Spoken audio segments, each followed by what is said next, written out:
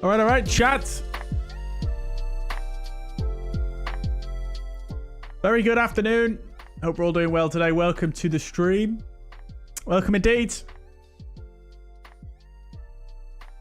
Right, here we go then. The stream. Welcome, guys. Today we're going to be doing Heathrow to Oslo Gardermoen. This is a community requested flight. In fact, it was one that was requested actually just last week by... I've actually closed my Discord here, so I can't tell you who requested it, but it was a viewer who had recently been on this flight from London Heathrow to Oslo Gardermoen in a Scandinavian A320, and I went and looked it up. He was Scandinavian 806, and it should be a good one. We've got Heathrow V3 by iniBuilds to check out as well, which we're going to have a quick look at here just before we get underway. Yeah, it was they're actually called SJ on Discord, but I think their name on YouTube is actually slightly different. I forget what it is off the top of my head. But thank you very much for requesting that if you are out there. But yeah, like I say, we're going to be flying the A320neo, the fly-by-wire experimental version. In between streams, I've had a bit of time to actually do a long overdue task that I was, that I've wanted to do for ages, and hopefully it should fix some of the issues that we've been having. I feel like almost every time we stream the PMDG 737, we end up with some control binding issues or something weird like that. And yeah, so what I've done is I've actually moved every control that is on my throttle quadrant, so my TCA quadrant and Addon, I've moved everything on there over to SPAD.neXt now, so there should be no conflicts ever again in the future. The only things I've not moved over there is my rudder pedals, which are obviously, well, they're connected to the same device, but I just think the axis sensitivity setting is a bit better in Microsoft Flight Simulator, or at least it's a bit simpler anyway. And obviously the throttle axis and the speed brakes and flaps, they're all linear sensitivity, so I don't have to worry about that in SPAD. So I've moved everything over there, and it's pretty nice. I've also managed to set up a few nice new little keybinds as well that are fairly useful for some of the flows when you're quite busy taxiing the aircraft. So it should be quite nice.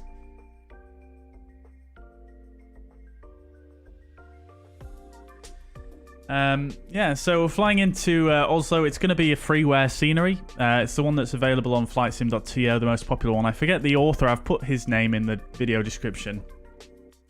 But it's a great scenery, fantastic scenery. There is a GSX profile for it as well.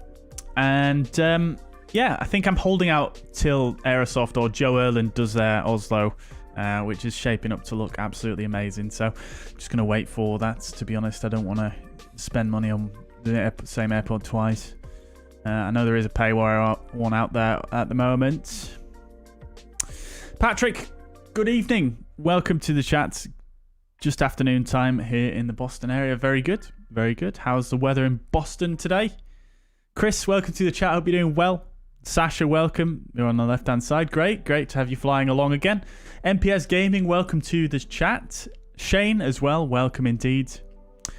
MPS Gaming got EGLL on sale. It's a good airport. Yeah, it's absolutely fantastic rendition of Heathrow, and I think since the version 1 that came out, they've actually done tons and tons and tons of stuff to it, and it just looks fantastic now. So yeah, great buy, I think. Personally, it's obviously one of the most popular airports from VATSIM as well. It's just an iconic airport, isn't it, really? Alternate route to Gothenburg, you say, MPS. Now, I've already done my alternate on my SimBrief flight plan.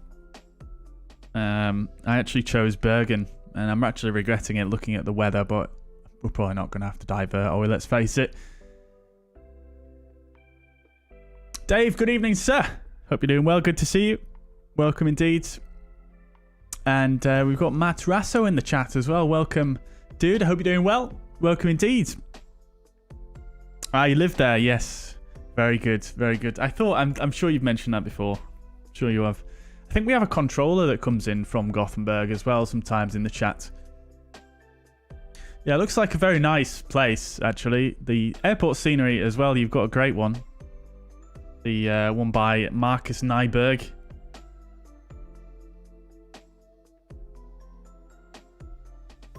Right then, chat. So, before we get cracking, quick shout out to the channel members. Gold and Platinum obviously get a shout out. So, the commentator, Andy Ivy, Naughty, and Schutz, thank you guys for your continued support, as well as obviously all of my silver members. Thank you all for your continued support. Much appreciated. And I think I mentioned in the last stream as well, we do have some new perks for Platinum members.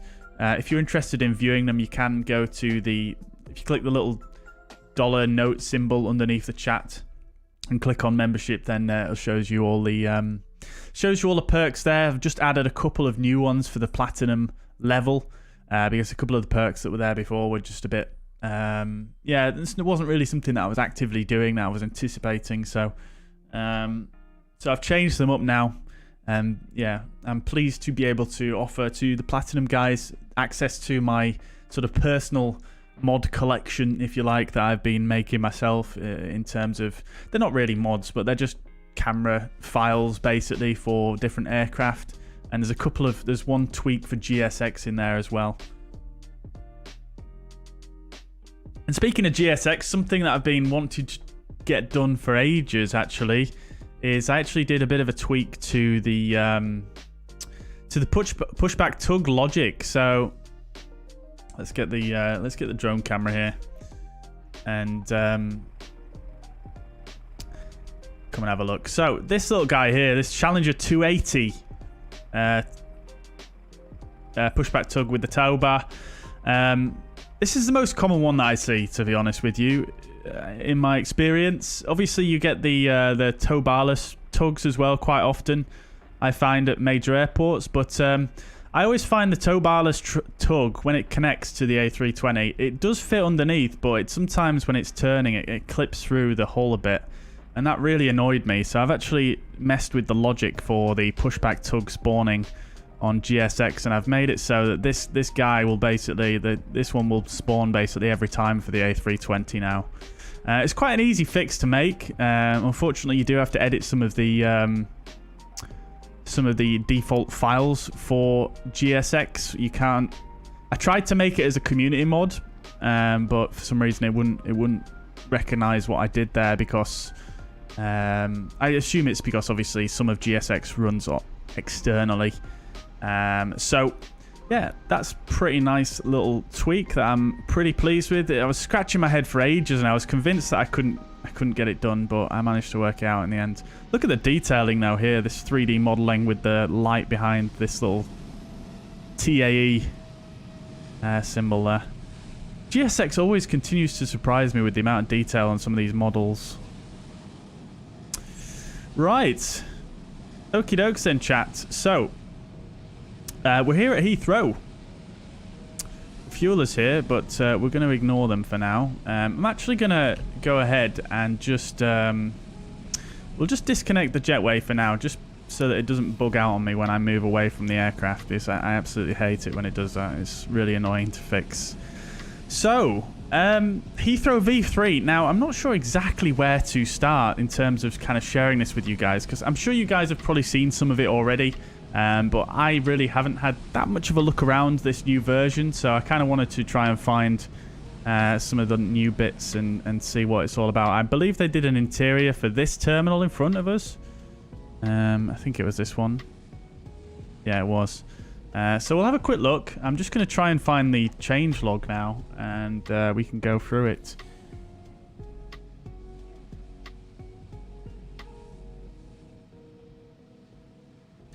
With some of these large airports, it's sometimes quite difficult to appreciate all the work that they've done because there's so much going on. So one thing I did notice straight away actually is that it says they added parallax to some of the terminals now. This is the parallax effect, if you guys don't know exactly what that is. So you can see how This interior here, it looks like there's a modeled interior there, but if you actually go inside the model, it's not there. And it's basically just a trick. It's like a flat texture, but it also moves depending on the perspective, which is really, really great. I think it gives a great effect, that, and it's honestly one of the most impressive things that Microsoft Flight Simulator has done with the modeling, to be honest, because you can create a really, really convincing looking interior, but it's actually just a flat texture, so it saves so much on FPS. It's absolutely brilliant. And I imagine they've done that in other places as well, but let's have a look. So I believe this interior was added in here. I think they used a lot of parallax in here. Moving passengers as well. They're not all animated, mind. Some new models as well that I haven't seen before. Definitely haven't seen this gal or this gal before. Well, a lot of these I haven't seen, actually. I'm not going to go through them all, but moving passengers as well. This is parallax here. So it kind of looks like there's something in there, but there isn't. That's great. So it looks like they added all this stuff in here. I don't recall this being here before. And this just looks grand, doesn't it? Got Euro wings down there. Hello to you. This is all parallax here. That looks great. Really, really cool. And here we go. Opening up. I've only been to Heathrow once, and I can't remember where I actually went through, but I'm pretty sure because I was transferring, I never saw any of this stuff. Or I might have done, actually, but it definitely wasn't this terminal. I would have remembered this Spitfire here. It's pretty cool, isn't it? Yeah, this whole area just looks amazing, doesn't it, chat? Like, look at that. That looks great. And like I say, with the parallax going on down here, these interiors look very convincing as well. Gotta say, I've got to hand it to them. That is very, very cool. Bit of a gap in the roof here, though. Oh, no, it's glass. It's glass. Right. Great. Let's see. What else? Oh, guys. Guys, I'm so sorry. I am so sorry. Right, we start again. We start again. We start again. Right. So you guys heard what I said. You just didn't see what I said. So this is the first example I used with the parallax, this jetway here. As you can see, parallax going on there. And then basically all we did was we just went inside from here. I'm so sorry, guys. I need like an alert, some kind of command that you guys can trigger, and it pops up on my screen and says, Bobby! So this is the interior we're looking at, and these are the models that I was saying I've not seen before. Oh. Very detailed models. Like, look at that jumper. That texture is very crisp. Yeah, and then this is the other interior parallax I was talking about, and this whole area here. This all looks brand new. Streamerbot will do that for me. Yeah, we need that one. We need that one. And then this is the wide open area we're looking at. Very impressive, really. Rolex stand. No watches, though. Are they out of stock? Nice 3D modelling. Then you've got the Spitfire in the middle there. Very good. And then you've got this cool little thing, which is probably an absolute chore to model, I imagine. Leon. Oh, there's a downstairs as well, crikey. Yeah, great. Let's just nip downstairs. Oh, we're not even on the ground floor yet. Let's see where this takes us. Nowhere. Does it go downstairs again? No, we're underneath now. Okay, so that's more or less the main interior bit that was added in there. There was an interior added to the tower as well, the iconic Heathrow ATC tower. Let's speed over there and have a look, shall we?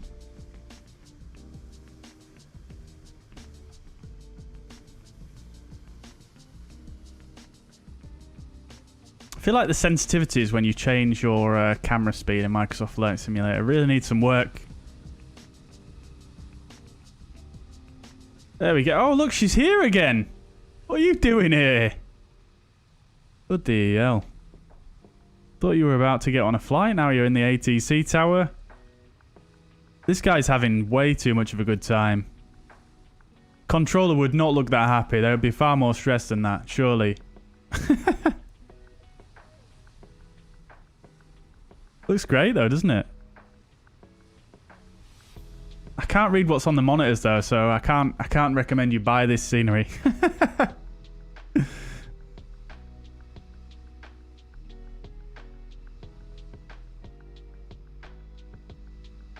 This guy looks way too happy as well. This guy looks familiar. What's this in the middle? Photocopier? Very good. This is amazing though. This is amazing. I wonder if this is how accurate this is, this interior. I assume it's quite accurate probably, but I don't know. Maybe not. I'm not sure. Pretty impressive though, isn't it? I like how you can see the glass as well. It doesn't just disappear when you come in here. Although the reflections are a little bit crazy. But I suppose there's probably not that much they can do about that. Clutter added to ATC tower roof. Let's go. Wait, hang on. Oh, baby. Go all the way down here. Oh, elevator doesn't work. Can't recommend it. Let's knock a star off that. Knock a star off. And then this is the clutter I imagine they're referring to, which looks very nice indeed. Lots of aerials, as System of a Down once sung. Static people, we've already seen that. We're not going to look at that. Raised jetway bridges at Terminal 5A for realistic clearance. Now, 5A is this one over here, isn't it, where British Airways uses, right? Hopefully it's not at the other end. What we got here? Got British Airways, of course. Oh, did they add a mod? They added an interior here as well. Surely this wasn't here. I don't think this was here before either, was it? Wow. Holy mother of... How are they keeping this frame rate with all this? It's absolutely mad.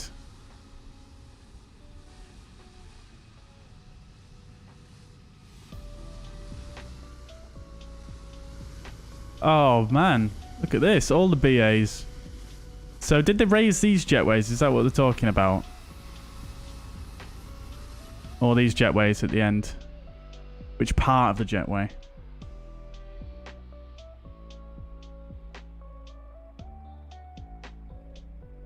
Brilliant. Some of the people moving in terminal may be GSX. Yeah, possibly, actually. That's a very good point. That's a very good point. I'm using a GSX profile for this. I think this airport comes with a GSX profile built in as well, doesn't it, chat? Lots of detail, LOD, bad performance. Yeah, exactly. It is. It is. Yeah, exactly. True. Microsoft Flight Sim does do some very good things with level of detail. Although, did you see those... The interior pop in and out there? It's kind of... Can be a little bit jarring sometimes, can't it, when you see, if you look at those yellow signs. But hey ho, I'm happy with that if it gives this good performance. Absolutely mad. Improvements of Terminal 5 industrial area. Now, I'm not actually 100% certain where that is. Is that this area down here? I think it is. It looks like an industrial area. Oh, they've got the parallax on the windows there as well. You see that? That looks fan-dabby-dozy. Grand. All right. I'm not going to spend too long doing this, chat. I think we've seen some of the biggest changes so far. Fixed Z lighting issues at Terminal 5A. Added additional model details such as stillages and substations. Now, yeah, I think someone did... I think when Philbert Flies did his review on this, actually, he did mention about the night lighting in this area here. Let's have a look. See what it looks like.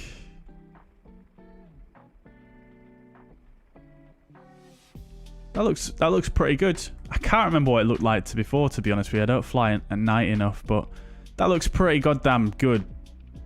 You can see all inside the terminal there. That looks really, really cool.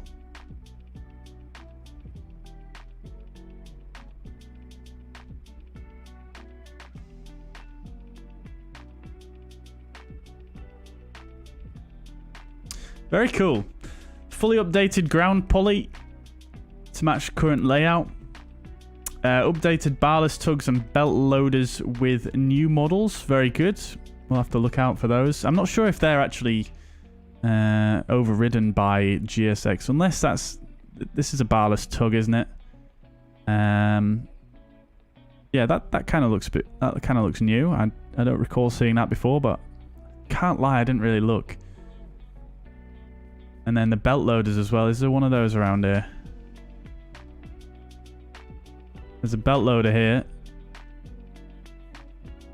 I mean, I don't know what it looked like before, but I guess that's a new model. Not bad. Not bad.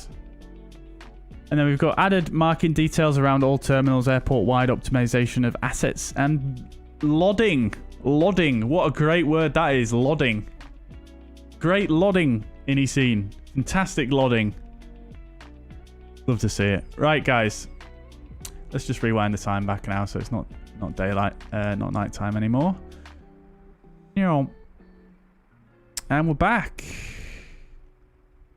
Fuel is still here. He hasn't disappeared. I thought he had for a minute there.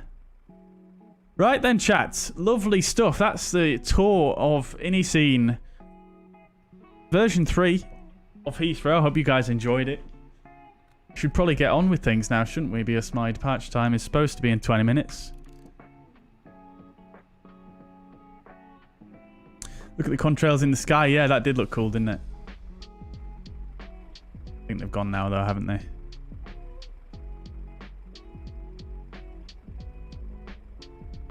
Also, can I just say, this livery as well, Grind, I think they're called Grind 81 on... Hey, Alex, are you in the chat as well? Thank you very much, dude. Enjoy, enjoy, enjoy.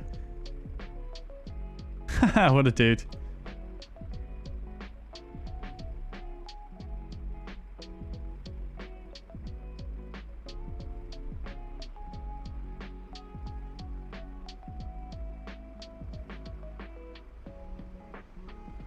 Yeah, this livery by Grind81 on flightsim.to.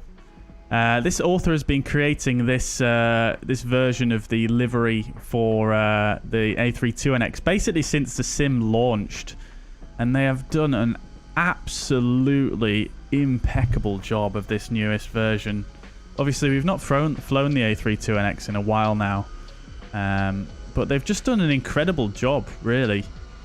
I mean, I think they've added a bunch of their own sort of textures on it to make it look dirtier, and oh, it's just fantastic. Like, if you look at the wings, look at the scratches and things like that, I'm pretty sure that this livery adds that kind of stuff. I'm pretty sure those scratches aren't there by default, and especially on the fuselage you can see these sort of dirt marks under the windows, and especially on the tail as well. Look at that. I'm fairly certain that's not there by default. If you look down here as well, and up there, all the little bits of dirt off the rudder, and yeah, it's just fantastic.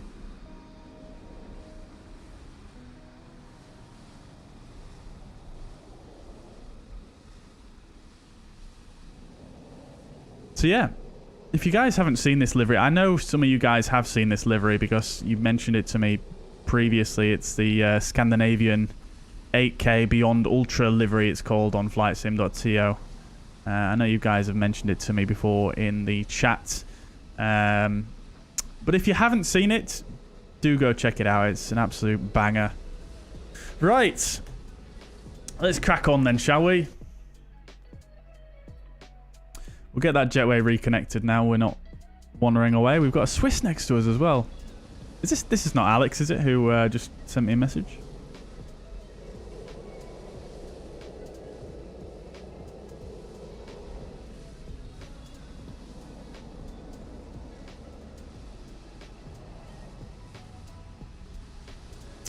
Right.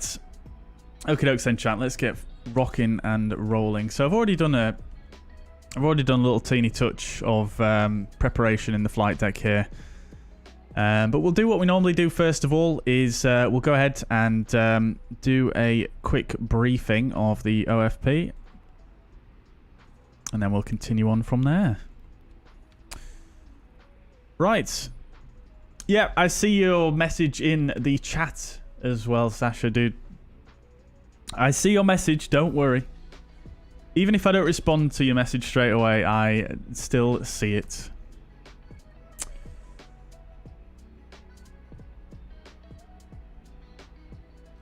Right. I will catch up with some of the messages, though, just before we get going here.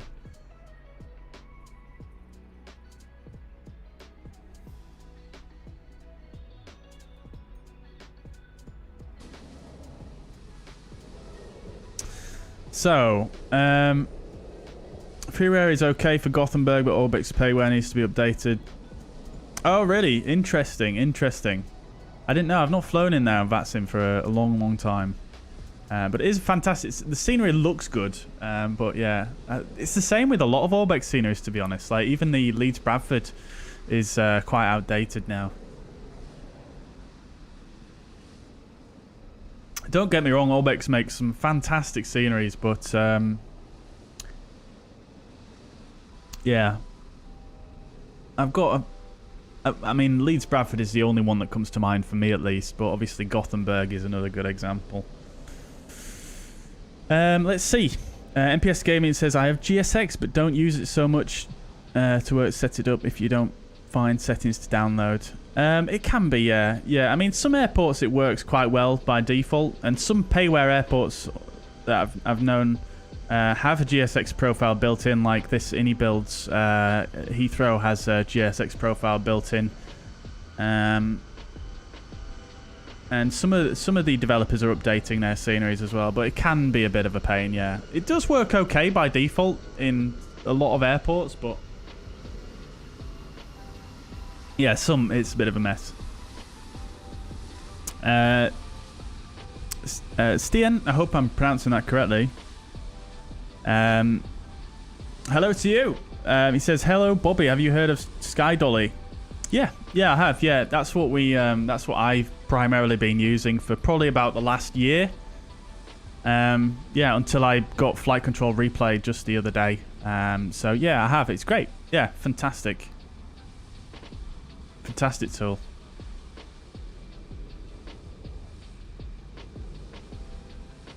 It's actually better than Flight Control Replay in quite a number of aspects as well, I think, personally. That's why I heard we had to wait so long for GSX. They needed new 3D models. Ah, interesting. I did not know that. Yeah. Well, fair enough. And, I mean, they've done a great... Despite all the bugs in GSX, you know, I think ultimately they have done a pretty good job. But I think Microsoft Flight Simulator still did, you know, it caused them some issues, I think, and it's not reflected well on them, to be honest. So yeah. Marino, welcome, dude. Hope you're doing well. Good to see you indeed. Stephen, welcome to the chat. Roy's here as well. Welcome indeed. The commentators here as well. Very good. Welcome indeed. Welcome indeed. MPS Gaming says, about Spitfires, I was on a live concert last summer I made, and they had full-scale Spitfire moved flying on stage. Wow. Oh, a full-scale Spitfire model flying on stage. Very good. Very good. Well, Iron Maiden have their own 747 as well, don't they? Absolute legends. I'm gonna have to look into that streamer bot Mariner. Yeah, definitely. I've never heard of that one. Roy says, did I know the tower at Brussels has a working clock? I did not know that, but it does not surprise me that Joe Erland managed to pull that out. Commentators flying along today, very, very good. You'll have to let us know your call sign. Are you coming on VATSIM?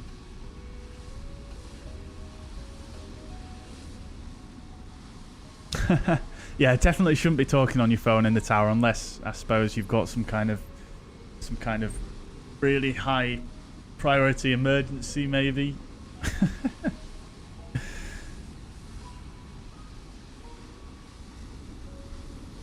They should model Big Jet TV on 22.7 left threshold. Yes, they definitely should do that, or someone should make a mod for it. That would be amazing.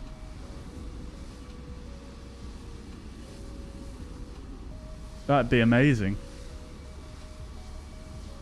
Right, Elba Pino's here as well. Cheese and wine. Welcome indeed, dude. Lovely stuff.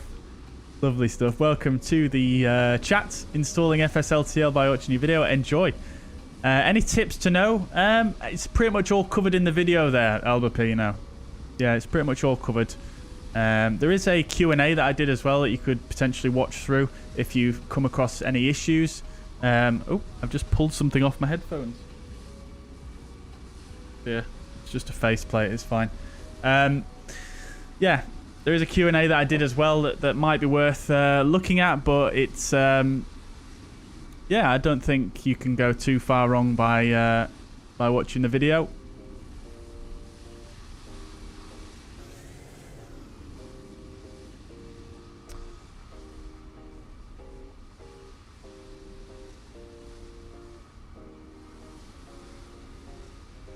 Nose wheel steering on the A32NX is great. Yeah, I agree. I agree, Roy. I was actually going to make a point of that today and just say that low key is. It feels like it's probably the best in the sim. I think probably better than the Fenix. I think the feel of it. It just feels like it's got so much more inertia to it than any other aircraft in the sim. Which I imagine what it's like. I mean, I'm not an airline pilot, but it's just what a feeling that I imagine that it would be like. Roy did a flight into Heathrow, gate 223. Very good. That's where we are right now. Yes, we're taking a back up. Very good. That's amazing. All SAS aircraft have their own name. They do indeed, don't they? Yeah, I've noticed that. This one is what is Asta. Hang on. School Viking. This one. Oh, we've got someone else next to us as well. Fly UK. Amazing. Look how many people are on this. This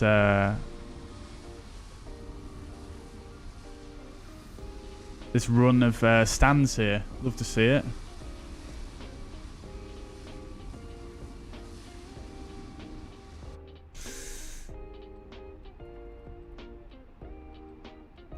I'm not doing the return though, Mariner. No, I doubt it. It's a bit longer than this flight, so I probably won't have time for the return. Schutz, welcome. He's in the chat. Love to see it. Bobby sees all. I do try. Maybe. Probably not, though.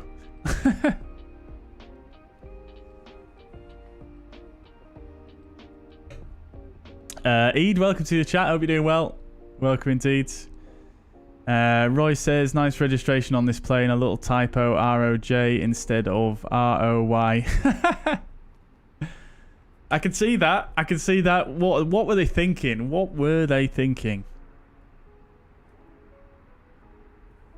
It comes an update for Gothenburg and Stockholm come later. SAD Nordic. Stockholm is buggy, but exists freeware to fix the sharp adage. Yeah, I've not tried the freeware Stockholm, but yeah, the one that was included with the Nordic update, it is okay, isn't it? But it's, I don't know, it just feels a bit half done to me. And yeah, obviously there's some other issues with it as well. Sasha says, am I gonna do PDC? I don't know, it depends. Are there any controllers on? I don't think there is at the moment. Let's see. Oh, there is some online. Let's see.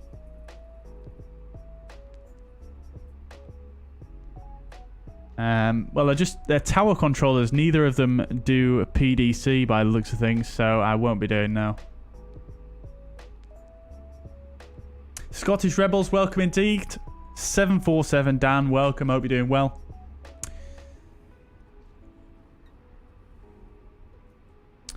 Commentator is British Airways 8 Victor Kilo. Very good. I will listen out for you, dude.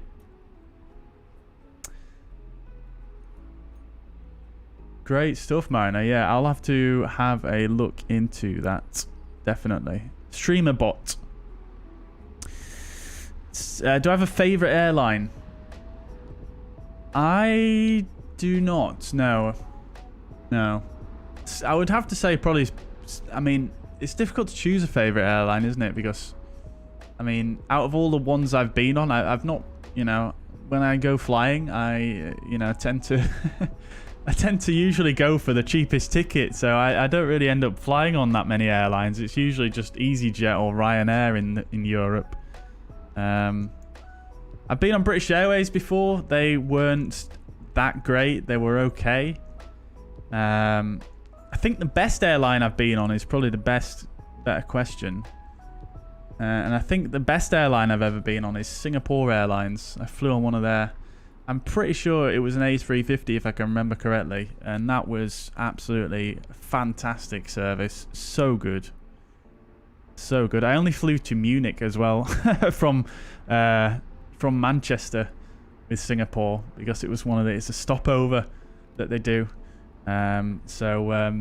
Yeah, super, like a short haul flight in an A350. It was great.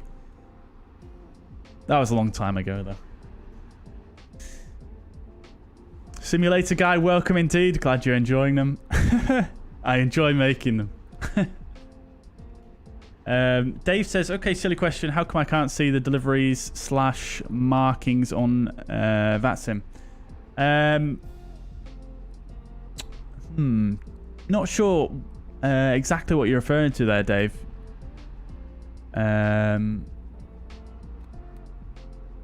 Deliveries / markings. Do you mean the delivery controller? They're not always online, but I'm not sure about the markings.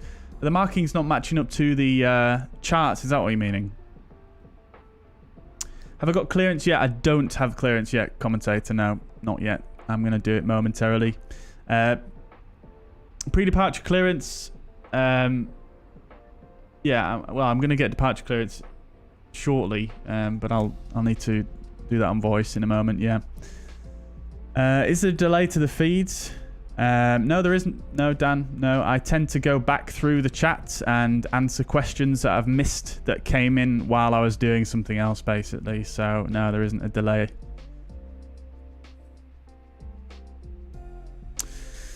Let's see. Roy says, did I make a streaming schedule for this week? I have done a schedule for this week. Yeah, if you go to my YouTube channel page and click on community, there's a post on there that I did yesterday for the schedule for this week. So yeah, feel free to go check it out. Sometimes, yeah, I will obviously have to vary it depending on what I have going on, but that's the schedule for this week. My mic keeps dropping out. Is anyone else hearing my mic drop out? Seems to be okay on my end by the looks of things. Scottish Rebel says, I'll jump on and do this flight, but I've got a Chinese takeaway. Very good. Yeah, well, that's fair enough, dude. Always prioritize the Chinese. Always. Yeah, Paul, I would suggest if you're having some audio issues, just refresh the page. Refresh the page that you're watching YouTube on, or if you're on an app, just close the app fully and then reopen it, and that should fix it. Roy says, another question. Someone knows how to get the docking system at Heathrow working. All I get is a yellow display. Right, Roy. Yeah, so what I would suggest doing, and they don't really tell you this, but I would suggest going to the developer's website. So it's actually a third party that does the guidance, the VDGS module for Heathrow, and they do it for a few other airports as well. I'll see if I can find it for you real quick. And I would recommend deleting it from your community folder. It should be called Null Aero VDGS or something like that. And then if you go to this link here, they have actually got it on flightsim.to. And if you download the latest version and then try that one and see if that works for you, basically you'll just have to download it and run an installer, and then that should update it. I've noticed sometimes with these different airport sceneries, sometimes they don't update that module properly, in my experience. So I just get it from them separately. So hopefully that should fix your issue.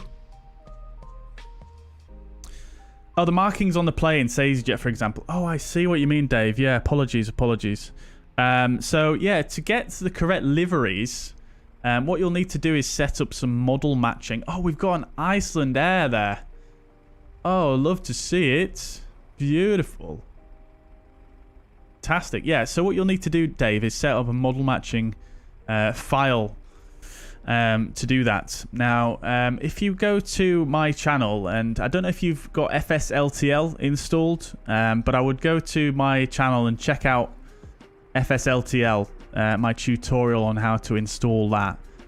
If you get that installed, then what you'll need to do is, if I bring up vPilot real quick, so you can see I've got vPilot here. Once you're in vPilot, after you've installed FSLTL, click on Settings and then go to Model Matching here. Click the plus and then go to Custom Rules. And then you can see I've got this FSLTL_rules.vmr here. So to get that there, you'll need to go Add Custom Rule Sets. And then if you go to your Community folder, where FSLTL will have installed itself, click on the FSLTL Traffic Base package. And then it should just be there, FSLTL rules, just there. And then if you go ahead and click on that, click Open, and then it'll add it there.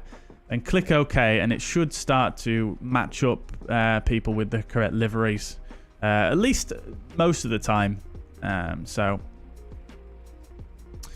that's how you do it.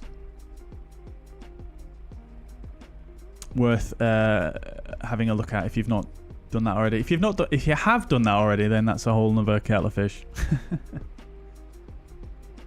Thought it was a conflict with the Aerosoft one, but definitely try it out. It shouldn't do, Roy. No, I haven't had any issues personally with the Aerosoft one conflicting. Although that being said, I'm mostly using GSX for the VDGS these days. Unless it's an Aerosoft airport where I'll use Aerosofts. The only thing about the Newell Aero, the one that comes with this airport, is that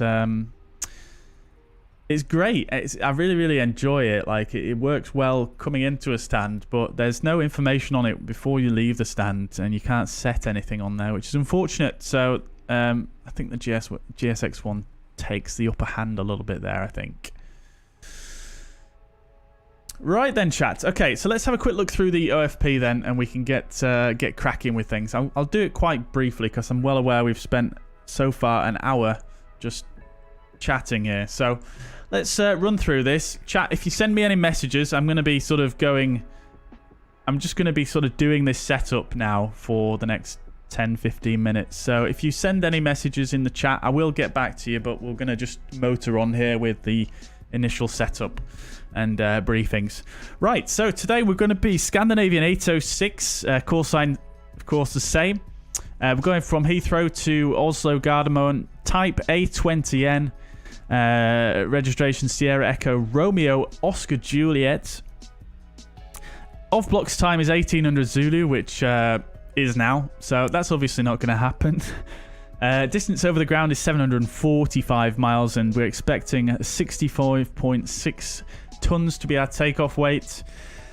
Cruising flight level expected is 390, and our alternate is Bergen in Norway. Estimated trip time is 1 hour 50 minutes, and if we need to divert, it's 42 minutes to Bergen from Oslo. So we're going to ask for 6,216 kilos of fuel. I'll just round that up to 6.3. Hopefully I'll remember that this time. Now, routing, we're expecting a 27 left on the Brookmans Park 7 Golf departure, and then we're expecting arrival into Oslo on the Ripam 4 Mike 19 right runway.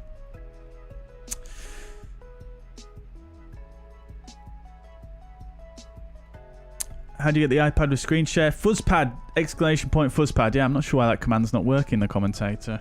I'll look at that momentarily. It should be exclamation point fuzzpad. I don't know why that's not working. But essentially, it's just an overlay for the stream.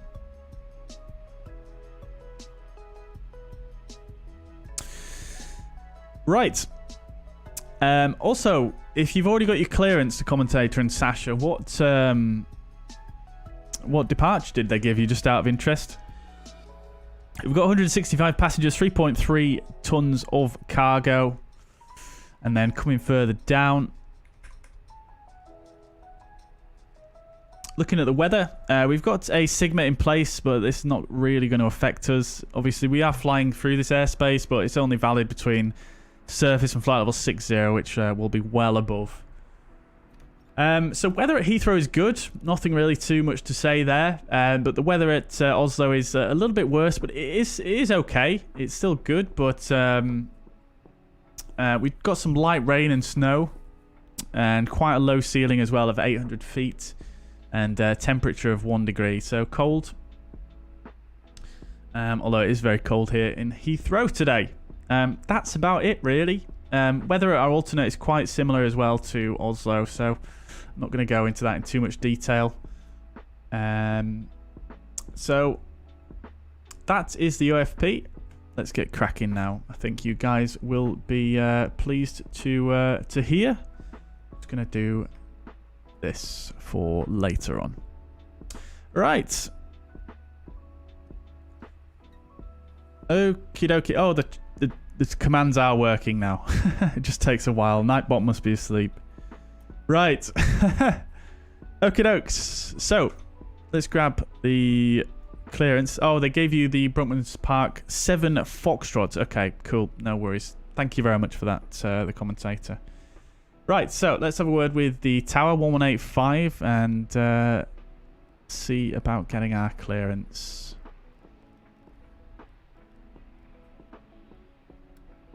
What we'll also do as well is we'll just come into the ATSU and AOC. We'll grab an ATIS for EGLL.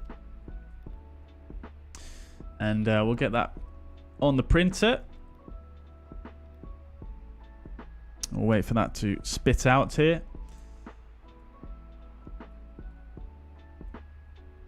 Whilst we wait for that as well, we might as well do something. So we'll go in it, pres, and bring that in.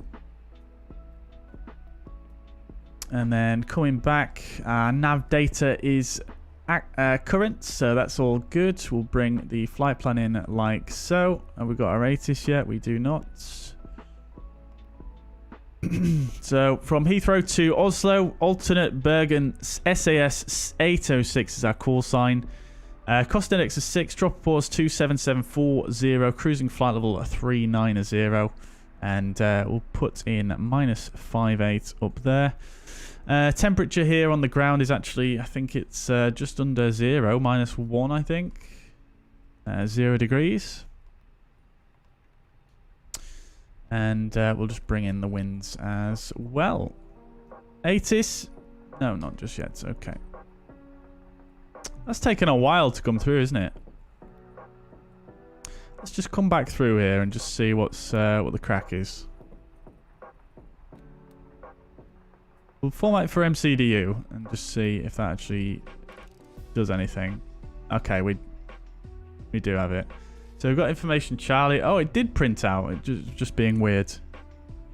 Very strange. Okay, so we've got Charlie. The current QNH is 9901. Right, okay, let's have a word then and get our clearance. It's very quiet on this frequency for Heathrow. Oh, I've got it muted, that's why. 3509, QNH 9901, hectopascal. From 3509, please write on the menu because I don't hear. Oh, you got it working, Dave. Love to see it, mate. Thank you. Awesome. Great stuff. Thanks for letting me know.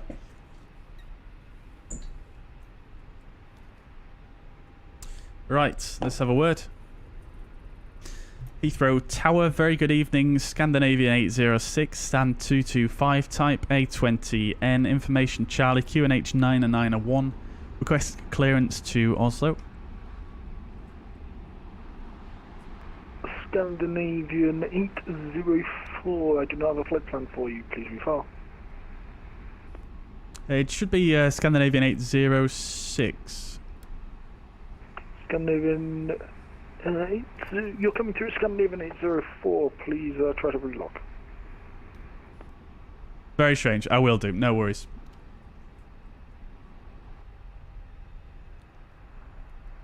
Right, let's try that again. I'm not sure what's just occurred there.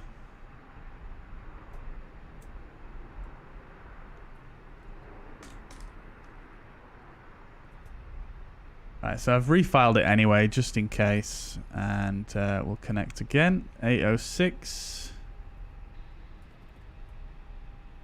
Left. Speedbird 345, winds 2904, continue approach 27 left.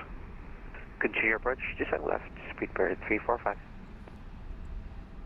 Heathrow Tower, Speedbird 520, requesting pushback and start. Speedbird 1712, winds 2904, 27 right, clear for takeoff. Heathrow Tower, Scandinavian 806. How is it looking now? Scandinavian 6, fine, stand by for clearance. Lovely. Standing by. Right, let's carry on with the setup anyway whilst we wait. Heathrow Tower, Eurowings 178. So expecting 27 left. 27 right, Alpha 4. Actually, wait a minute. I didn't read. All stations, Heathrow Tower is going offline 122.122.8. Thank you, bye. Oh, they're going offline. Thank you very much and have a good event. They've gone offline. Great. Okay, so we'll set it ourselves then. So it's 27 right for departures. And then it's going to be 7 Foxtrot, Brooklands Park. We'll insert that. And we'll just bring up Navigraph and just check the restrictions are all in there correctly. So we've got 4,000, 5,000, flight level 60. That all looks good. Fantastic. No speed constraints on there. Love to see it. That's the wrong chart, actually. So let's just change that. So it's 27 right. And is it going to change the SID automatically? Oh no, it is the right chart. I'm blind. Right, that's fine. So lovely stuff. That's all good to go. We'll close that down. We'll clear out the disco. That all looks good. And then into Oslo, we are expecting 19er right, and it's going to be the Ripham 4 mic arrival. Now, it may be that changes, but we'll just set that for now, and that's going to be via Bavad. We'll insert that, and then we'll come in here, come to fix info. We'll stick in a range ring just in case of an engine out procedure. So I'll put 27 right, 25 miles. That's a radial. We want just 25 miles. We'll delete that one. Right, and then we'll also come in here and we'll stick in nothing else. That's fine. So we'll also tune up some VORs as well. But I've just realised we've not done any payload yet. So we'll do the fuel. So I'm going to round that up to 6,300. We'll start the fueling. We could probably do with getting the caterers on the move as well. And we'll request boarding as well, shall we? So that's good, and then we'll go payloads. We'll bring that in there, and then we shall start the boarding process as well. Yeah, it seems to retract the jetway when I do that. I think that must be something to do with the fly-by-wire tablet. Anyways, that's done. So that's all underway. Refueling is happening. Great stuff. Okay, cool. Let's carry on then. So bringing up Navigraph once again. This is quite a complicated departure procedure here in terms of tracking ground-based nav aids. So we've got climb straight ahead, intercept 297 bearing towards the Burnham NDB. So that's 297 inbound to Burnham. So we'll put BUR on the right hand side because that's the side I'm flying on. And then it is by 4 miles. So you want to be established on that inbound course by 4 miles from the London VOR. So we'll put that on the left side so that we can read the DME at the same time as tracking this. And then we'll put in turn right, intercept 053 bearing towards the, is that the Chiltern NDB? So we'll put that on this side. So it'd be a case of then switching over this. Actually, no, we could put it, no, we can't put it on that side, can we? Because we need that initially. And then cross LON 305 at or above 4,000. So that's here. So we can put 305 in there as well. So we'll get that a dual purpose. That's 030. So we'll put 305 there. And then at or above 4,000. And then the 326 London at or above 5,000 to Chiltern NDB. Turn right, intercept Bravo Papa Kilo 244 inbound. This would be a nightmare to do if you didn't have multiple nav radios. In fact, it probably wouldn't be possible, would it? So 244. So we'll stick that in. Lovely. So we've got all the backups. We're definitely not going to need to use that, but that's what you would do. Okay, cool. So that's closed. Secondary flight plan is not working in this mod. We'll get our weight. So expected zero fuel weight is 59.6 and the CG 34.9. 59.6, 34.9. Did I get that right? 55.6. 59.6. I knew it wasn't 55. 59.6 and I've forgotten CG. 59.6, 34.9. That's in. And then the block fuel is going to be 6.3, isn't it? I think that's probably still refueling. Yeah. One thing I will say about GSX and the fly-by-wire is it actually does do a really good job of doing this progressive refueling process with the actual fueler as well. Because this guy stays there for the full duration. And I don't think he does that on the Fenix, which is quite nice. Is this you, Dave, in the EasyJet? Love to see it. Great, great, great. We've got the Iceland Air pushing back there. He spawned in way after us, and he's already on his way. Right. And then the block fuel, like we said, is going to be 6.3. We'll stick that in there. We're expecting a slight tailwind, 17 knots. Let's let that calculate its stuff. So trip fuel 3.8 is a little bit higher than SimBrief put in there, so we've got minus extra here. Alternate fuel is correct, final reserve is correct, everything else is correct, so it's minus 0.1, so we're probably going to get a warning about that at some point in the future. And then for performance, we'll do a flaps 2 takeoff. We'll do 64 degrees of flex. This is just random numbers that, well, not random, but this is just stuff that I'm basing on the Fenix, really, just because we don't have a calculator for this aircraft, so we're going to stick that in there. We've got 2829 and 33. Great stuff. Right. Okie doke, so that's that all done. We do have a company message. It's probably one of the ATIS that we missed.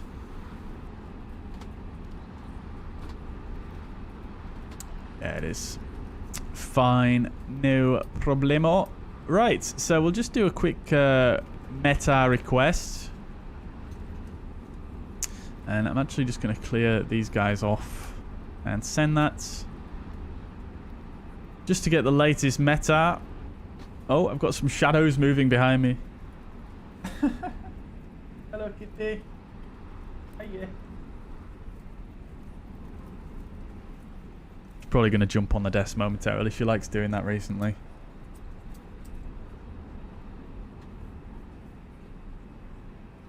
How come it doesn't show EasyJet on your screen? I'm not sure, Dave. Have you... Oh, here she is. I mean, if that's you, obviously that should be your livery, whatever you chose. Right, we've got the meta there. Let's just make sure we're up to date on the weather. 1720. That's quite old now. It's just there is one at 1750. QNH 991. Not much change though there, to be fair. Right, let's get that set anyways. Initial climb is going to be 6,000 as we looked on the charts. That's all set. Lovely jubbly. Right, okie dokes then. So we're pretty much there. We could go ahead and turn the fuel pumps on now because I will forget otherwise. That's fine. We'll do a single engine taxi out today, I think.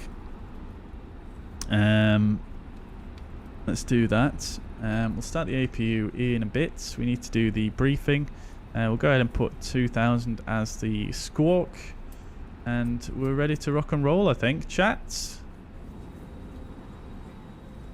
Well, nearly. Oh, beautiful.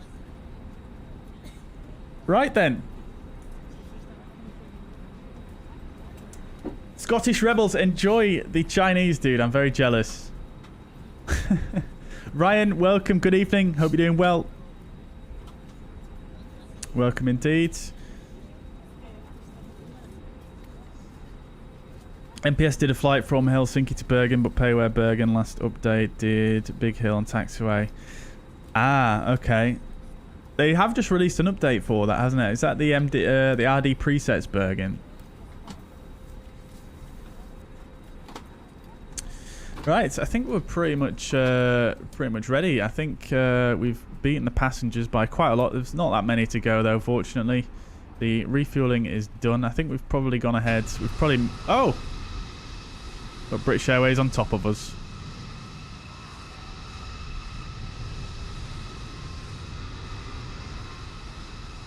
There's no baggage here yet. What is going on?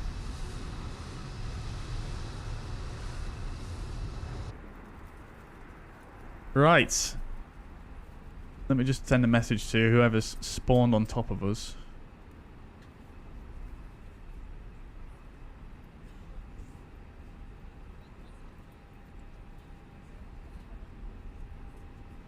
Cats running up and down the corridor behind me. I can hear them.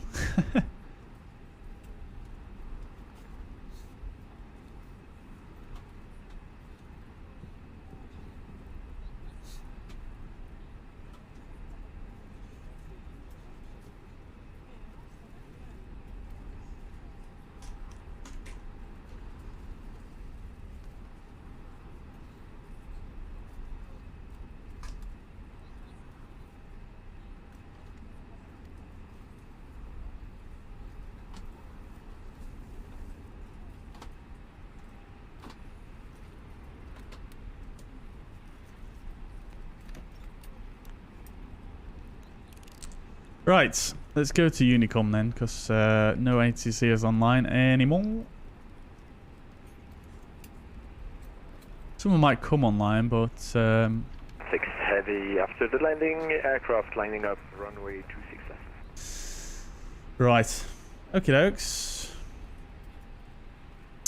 Let us go ahead and do a briefing then for the departure whilst the remaining passengers get on board. So let's go over to the fuzz pad here and have a look-sees. So we'll have a quick look at the taxi out initially, and I'm not actually going to use this chart for the briefing because I think I've mentioned to you before, chat, I've been really enjoying using this Navigraph feature where you can just zoom in.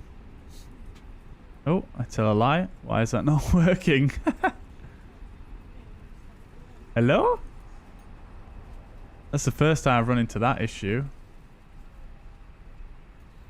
Oh, there we go. I just needed IFR low. Right, so I'm really enjoying this feature for taxiing. And I believe this is quite a realistic thing that you would have on your EFB in an aircraft. So I'm more than happy to crack on. Right, so we're here at stand 223. We're departing 27 right up here.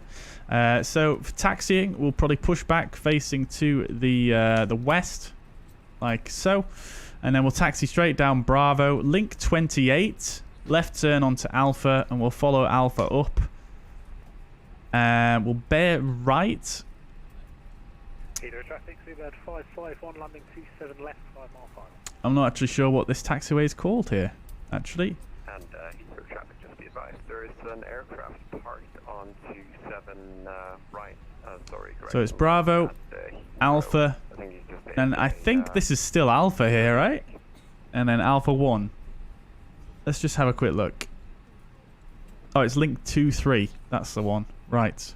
So it definitely does help to use the chart in combination as well. It doesn't say link 23 here, actually, does it? So we're going to go Bravo, Alpha, link 23 up here. Alpha 1 and 27 right for departure. We'll depart 27 right on the Bravo Papa Kilo Brookmans Park 7 Foxtrot departure. This is the 10-3 chart. We're going to departing London Heathrow. Airport elevation is 83 feet. Transition altitude 6,000. This is all checked. And looking at the departure itself, as we've already been through, it's straight ahead 3 miles, right turn towards the Burnham NDB, then another right turn in towards the Chiltern NDB. Maximum elevation, maximum altitude 6,000 feet along this whole procedure. However, we need to be at 4,000 after this right turn, and then 5,000 coming in to the 326 radial from the London VOR. Once reaching Chiltern, it's a required altitude of 6,000 feet, and the same at Brookmans Park as well. However, we don't have any ATC online at the moment. We do have this warning as well, but we're going to ignore that, and we're probably going to give ourselves a further clearance up above 6,000 somewhere around this turn here. Now, obviously, we'll have to pay attention to TCAS and make sure that we're not going to actually fly into anyone, and we can have a quick look on SimAware here as well, and just make sure we've got no one really in the vicinity that's going to be in our way. We can also filter by Heathrow flights and have a look there. Although that probably wouldn't be sensible. We'll actually do it this way instead. Right, so that's that. Departure briefing is complete. Anything else to say? Really, nothing too much. The weather is good here in London. We don't have any clouds, although it is cold, so we probably won't need to use the anti-ice for departure. And we'll do a single-engine taxi out and a cross-bleed start. See if that works in the A32NX, actually. Right. Boarding's complete. Right. Towers online now. Okay. They are indeed. Right. Let's have a word with Tower then. Okay, Alpha stand 518 for Super 551. Thank you, sir. Heathrow Tower, good evening. Speedbird 86 Lima Golf, requesting IFR clearance to Bijan. Let's get another ATIS. Speedbird 86 Lima Golf, Heathrow Tower, cleared to Bijan, Britain's Bike 7 Foxtrot departure, squawk 6476. It's been done by the Bruins Park 7 Foxtrot departure. Squawk, I'm sure if you format for printer, it doesn't actually come. 86 Golf. And as Scandinavian 632, I already got my clearance from my other air traffic control. Do you want me to keep my squawk, or do I need to get clearance again for Scandinavian 632?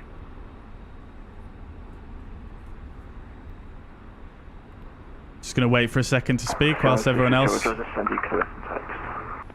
takes some time to get the Roger, thank you very much for Scandinavian 632. ATIS, doesn't it? And Heathrow Tower, speedboat Right. 86 Lima Golf. Also, guys, I finally printed the checklist, checklist, which is so much more convenient. Yeah, that's a correction. Right, so cockpit preparation checklist, gear pins and covers are removed. Fuel quantity is 6.3 tons. Seatbelt signs are not on. There's no traffic parked on any runway. They're on now. We'll start the APU as well whilst we're up here. Adairs are in nav. Bar ref is set to 9 and 901 on both sides. We'll set it on the standby as well.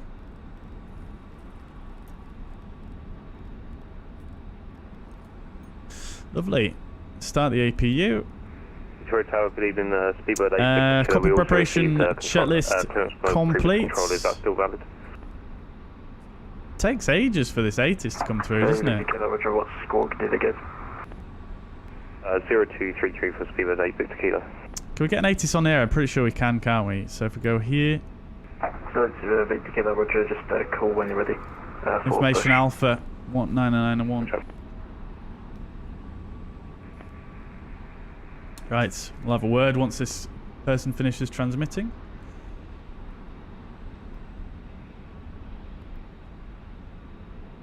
Heathrow Tower, very good evening. Scandinavian 806 and 225 type A20N. Information Alpha, QNH 991, request clearance to Oslo.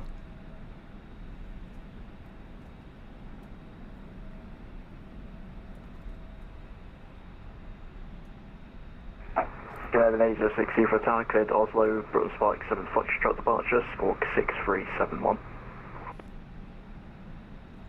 Cleared to Oslo, Brookman's Park 7 Foxtrot departure, squawk 6371, Scandinavian 806. Scandinavian 806, correct. Right, lovely stuff. 7 stand 224, information Alpha, Airbus 320, QNH is 901. Okay, dokes. Zurich. Finally got the company message, we're just going to disregard for now. Prepare for pushback and departure. Break station calling for Taxiways blocked. Say again. Do not need icing. De-icing, should I say? Pushback 507, request taxi. APU is available. We'll start the chrono. 508 Zulu, Taxi Alpha, hold Pluto. Taxi Alpha, hold short of Pluto, seabird 708 Zulu. Okie dokes.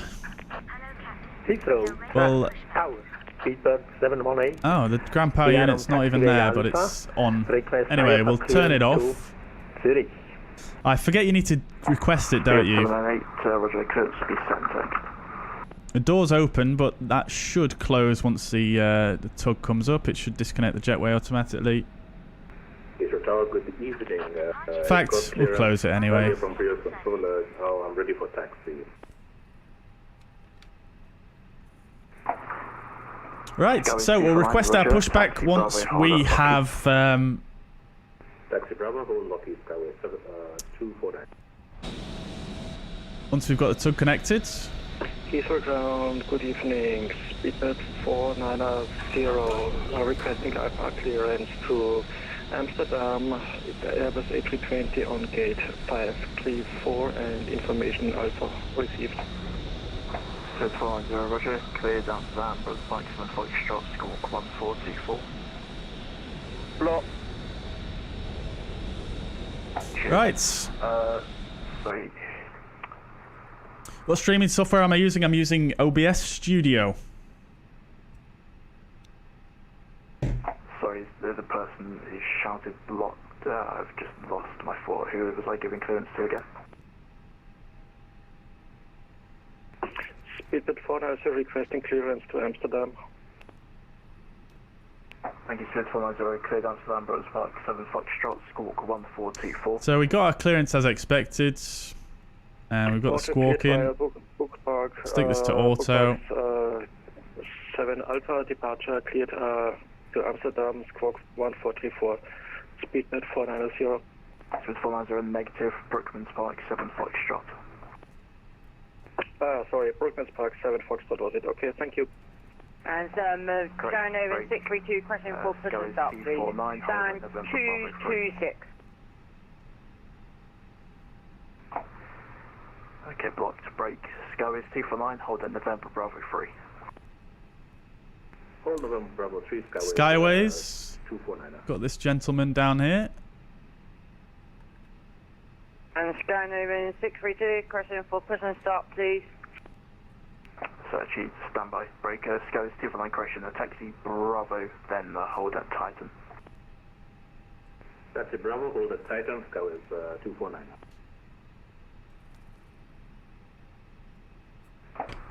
Scandinavian 632, push and start approved, face east. Push and start is approved, facing east for Scandinavian 632. Heathrow Tower, Scandinavian 806, stand 225, request push and start. Scandinavian 806, stand 225, push and start approved, face east. Push and start approved, face east, Scandinavian 806. Right, great stuff. So before start checklist, parking brake is set. Takeoff speeds and thrust are 28, 29, 33, 64 degrees of flex. Windows are closed and the beacon light is on. Before start checklist complete, we do have the APU nicely warmed up now as well, so we'll crack the APU bleed on. Tower, 337. And we'll continue pushback facing to the east. Yes, cleared Zurich Maxis 1 Golf, Squawk 4476. Clear Zurich, Maxit 1 Golf, confirm 27 left. Alright then guys, off we go. Maxis 1 Foxtrot. Roger, 327 is clear Zurich, Maxit 1 Foxtrot, departure 27 right, scope 4476. Correct. And we will be ready for push and start once you have space for 327. Roger, call. Would they like me to release the parking brake? Set Squawk first and then recall, please. 327. Speedbird 718. I'm just going to release it, see what they do. Roger, Speedbird 718. There we go, they were waiting for me anyway. We still need Right, engine mode selected to ignition starts. Engine, oh, we're going to do a single engine, aren't we? We are on Alpha. So we'll start engine 1. Engine 1 start. Clearance delivery to Zurich, Speedbird 718. Sarah, welcome to the chat. Hope you're doing well. Peter, welcome indeed from Belgium. I hope you're doing well. Welcome indeed. Hope you're doing well. Good to see you. Runway 27 right, scope 4766. Speedbird 718. Correct. You can hear the PTU going away there. Just for doing single engine. Sasha's keen to get going there. Arctic, welcome to the chat. Hope you're doing well. Good to see you.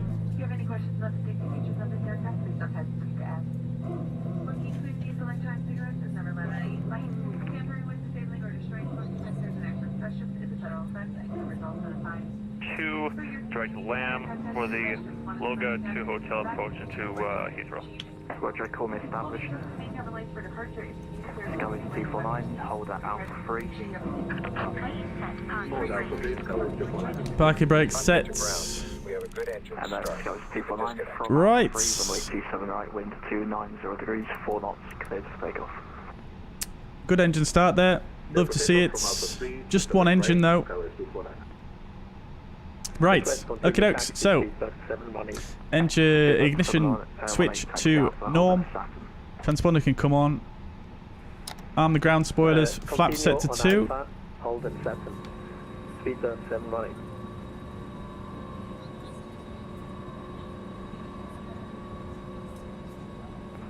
Speedbird 708, Zulu, hold out for 3. Hold out for 3, Speedbird 708, Zulu. Lovely. Everything else set there. We'll get the predictive wind shear and the weather radar on now. Ecam status is checked. CG is 34.9. Let's go ahead and just set the trim real quick. Speedbird 490, ready for startup and pushback. That should do it. Speed 490, Roger. Confirm scoring 140. Weather radar, auto rate max, sorry, terrain display. 6,000 feet is set. Everything is set on there. Squawk is 143. APU bleed is on. We'll turn the APU off and the APU master. 1424. Okay. We'll get the yellow electric pump on as well to pressurize the yellow system.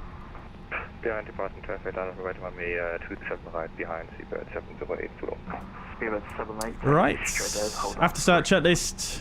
Actually, we are going to use anti-ice because the...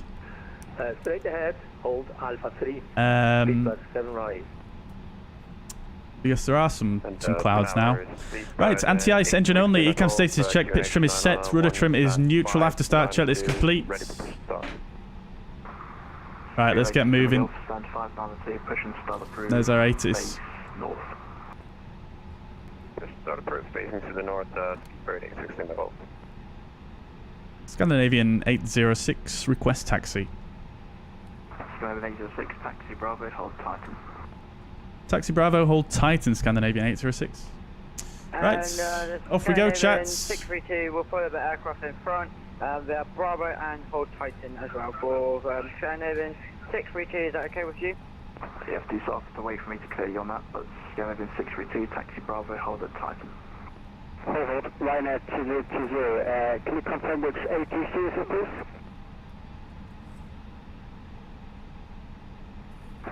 Scandinavian 632, taxi Bravo, hold at Titan. Oh no, we're playing chicken with a fire engine. Taxi Bravo and hold Titan for Scandinavian 632. So Titan, just getting up the taxi chart so I can see where Titan is. Titan is all the way by link 21. So Bravo, we're continuing all the way to the end. Left turn. Oh, we just had a power transfer there.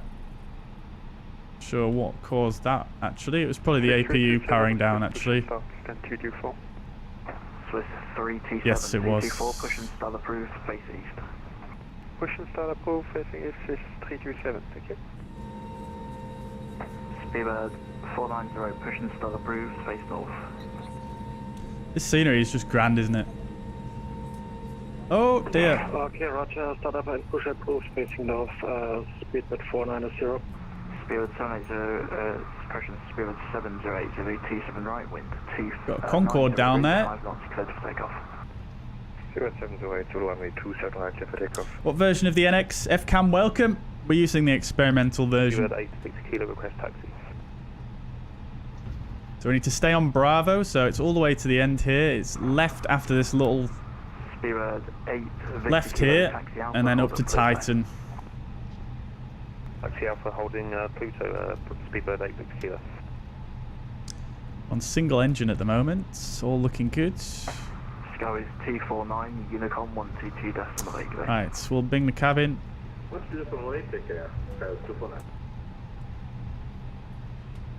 do a takeoff config test. Line up runway 27 right via Alpha 3. Which is not working. 7 right via Alpha 3. Speedbird 718. Probably because we're only on one engine. Right, is there a lot of traffic up there? There is one in front. I think it's about a 3-minute start. 3-minute warm-up time for the second engine. So we'll turn this corner and then we'll start the second engine. So this is left onto Bravo here.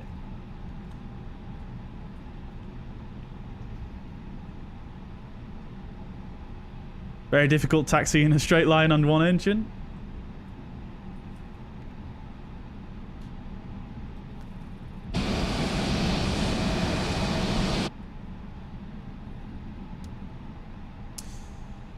Right. Just gonna put it about there.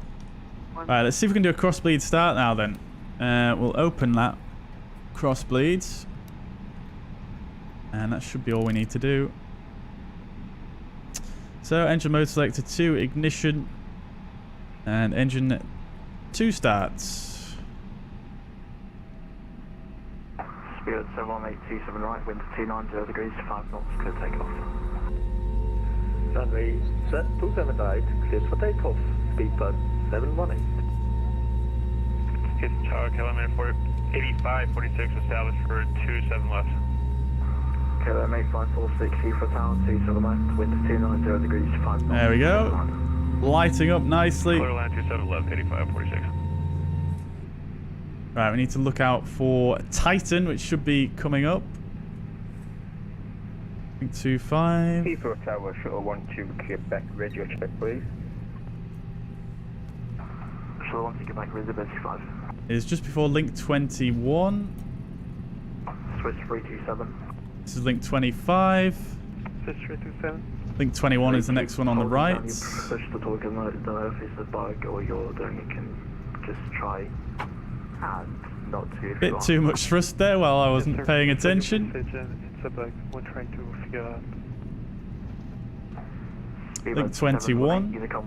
And then this is Titan here. Unicom 1 to 2 decimal 8, thanks for service, bye-bye. Speedbird 718. Scandinavian 806, link 21, left alpha, hold alpha 3. Link 21, left alpha, hold alpha 3, Scandinavian 806. Right, lovely stuff. We've got engine 2 avail now as well. We've been cleared to continue past Titan. So engine mode selector back to norm. We'll do a takeoff config test now. Takeoff config normal. Speed 7010, Heathrow Tower, cleared Zurich, maximum Foxtrot, squawk 7322. This is Titan. And left onto alpha. Correct. Heathrow Tower, speedbird 490, ready to taxi. Speed 490, taxi, Bravo, hold at Titan. Right, so taxi checklist, flight controls we have not checked. We'll do that Scandinavian 632, link 21, then left alpha, now. hold alpha 3. Full left, full right, and neutral. We need to hold here. 6 from alpha 3, runway 27 right, wind 290 degrees, 5 knots, clear takeoff. Clear for takeoff 27 right, Scandinavian 806. Right, full up, full down, and neutral, rudder full right, full left, and neutral. Flap setting is config 2, radar and predictive wind shear on, and auto engine mode selector is in norm. ECAMO is takeoff no blue, taxi checklist complete, lineup checklist, takeoff runway 27 right is confirmed. TCAS will turn on in just a second, and packs 1 and 2 are on. Lineup checklist is complete. Negative, hold that set. Sorry, 327. Right, we got the strobes on, landing lights on. 332 behind departing company 320 Neo via Alpha 2, line up runway 27 right behind. All the lights are on. We'll reset that chrono. Right behind for Scandinavian 632. Heathrow Tower, shuttle 12, Alright then, chats. Fuzz Toga's in the chats. 21 Neo. Take off. Information alpha, requesting clearance, new vessels filed. So on to Quebec, Roger, Heathrow Tower cleared, Newcastle, and that one Golf, squawk 3376. Stable. Filed on that one Golf departure, squawk 3376 for shuttle. Manflex 64, SRS runway auto thrust is blue.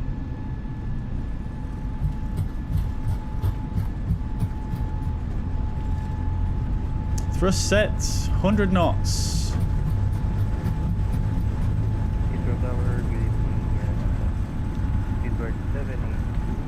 B1 rotates.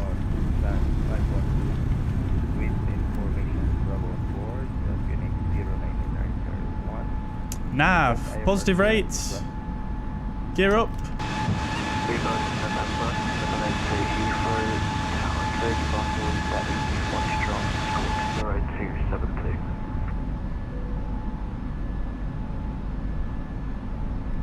Say again, please, Buckle. 0272.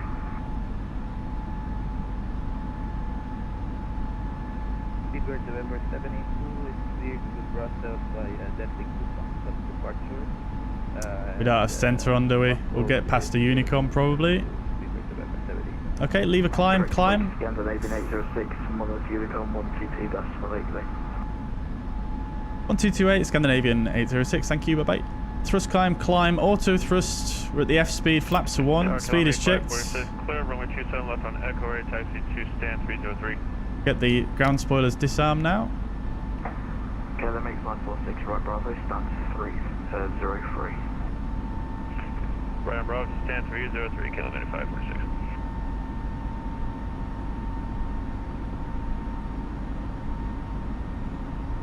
Victor Kilo straight ahead, hold Alpha 3. Straight ahead, hold Alpha 3, scuba 8, Victor Kilo. We're at the S speed, speed is checked, flaps to 0.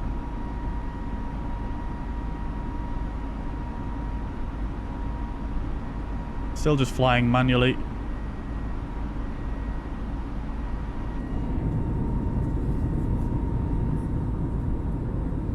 Beautiful.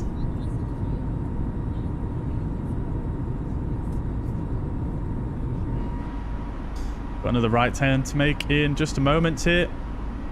788 correction, Scandinavian 632, runway 2. Right, taxi lights are off. Get the engine anti-ice off. We'll release the cabin crew.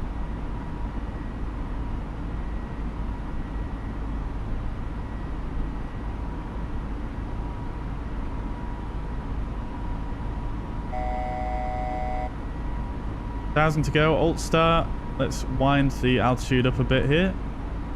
VS 2800 speeds. Just gonna set this turn and then fix it. Right, we're gonna send ourselves up to 14,000. We'll go thrust climb, open climb. We'll set standards. Flight level 140 blue.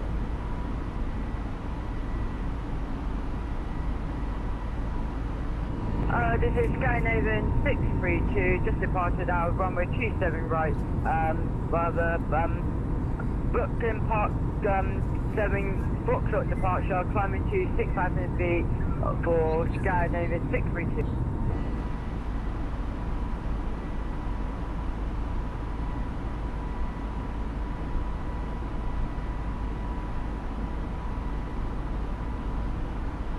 Right, guys, I've put the lighter springs in my joystick, and I have to say, at least with the fly-by-wire, it does feel very, very nice.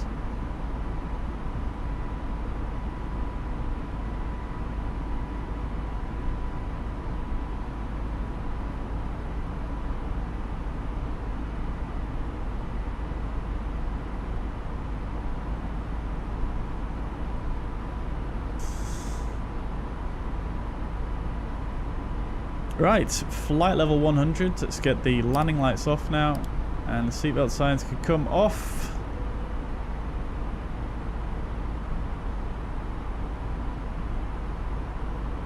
Scandinavian 632 is now climbing to flight level 10,000 feet for Scandinavian 632.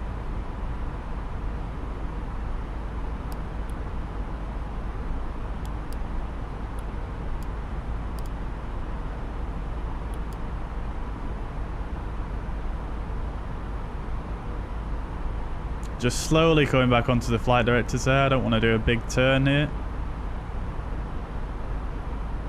There we go.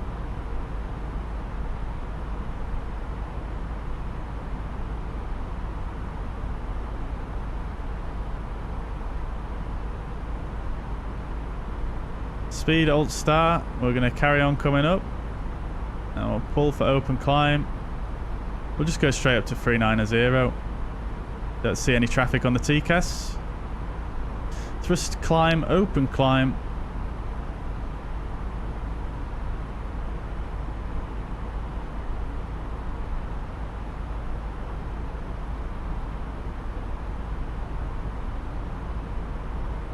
Oh, apparently my landing lights are still hanging out.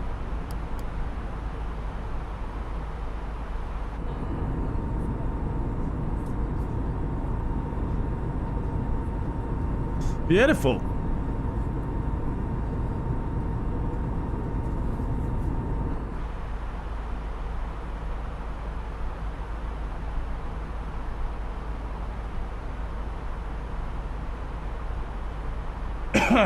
All right. Let's go AP2. Okie dokes. That was a nice departure. That was nice. Oh, I forgot to record it, of course. Destination EFOB below. Yeah. I said it was going to do that, didn't I? We'll just have to monitor that. Right. Okie dokes. Let's clear out this company message then. We'll get rid of this guy. And, yeah, just another ATIS. So we'll clear that off. We don't need that now. Right, lovely jubbly.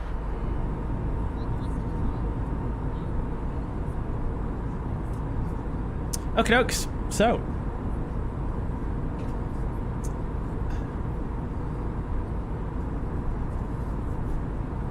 Peter says thanks. Always fine, always glad to see your live stream team with the flybywire. Yeah, well, I'm glad you're enjoying, dude. Yeah, I'm really enjoying the flybywire, to be honest. It's really, really nice now. I mean, it was always nice, but it is just great. Am I using SimBridge as well with the MCDU tablet? No, I'm not. No, because I've got a tablet here in front of me, but I'm using that actually to control the scenes for the stream. So I don't actually tend to use the SimBridge. Reese says, where'd you get this livery from? It's impressive with all the dirt effects. Yeah. I mean, I was talking about this earlier on in the stream. Yeah, it's from flightsim.to. It's called Scandinavian Beyond Ultra, I think it's called, something like that. But you can find it on there if you just search for Scandinavian under the A32NX section. You should be able to find it pretty easy. And oh, I've just realised that's what that noise is. Hear that little whirring sound?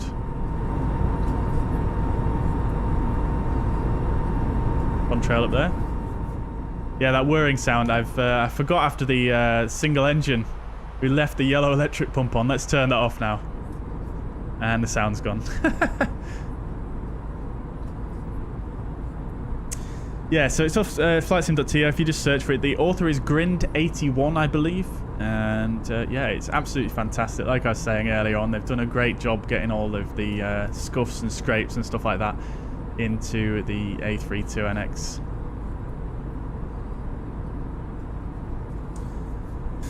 If it says the girl on your left doesn't look very happy, it's time to jump her out the cockpit. Yeah, I mean, she's a very serious one, this. She doesn't say much either, really. She just kind of sits there. She doesn't even really do much either, actually. You know, she's supposed to be pilot monitoring, but I never hear anything from her. Very ignorant.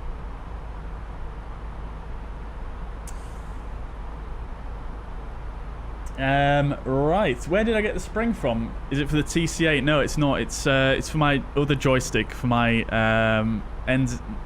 for my VQ. What is it called? VKB Gladiator NXT stick that I have. That's you can change the springs in it. It's because it has quite a heavy damping effect to it. So I figured like the springs I had on before were a little bit. They made it really, really difficult to move sometimes. And I always found that, to be honest, you know, on a lot of my approaches I've noticed is I tend to always feel like when I'm manually flying, I'm a little bit behind where I want the aircraft to be, if that makes sense. And I'm putting that down to the I'm putting that down to the springs being so heavy before.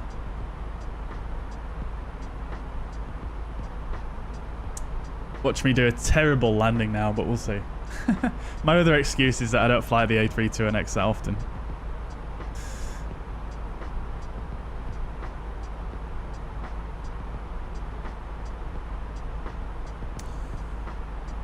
Patrick says I have the Boeing Thrustmaster flight yoke, put the extra springs in it, and it feels a little tight.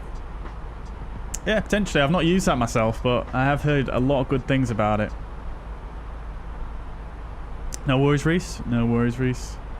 She has a superiority complex. Yeah, she clearly sitting in that seat. I mean, has she? Oh, she has got enough stripes to be a captain. I did wonder. For a freeware aircraft, it's so good the amount of work and effort they put into it. Yeah, it's absolutely brilliant. I mean, yeah, I've been following the development of it since it was first, you know, conceptualized, if you like, and it's just absolutely insane the amount of work they've done over the last couple of years. It's just unbelievable, Jeff.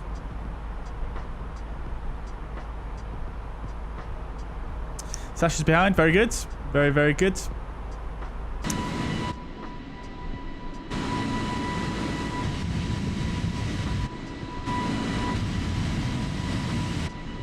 Oh, what's happened to that camera? Right then, chat. I'm just going to nip away for 2 minutes and I'll be back with you.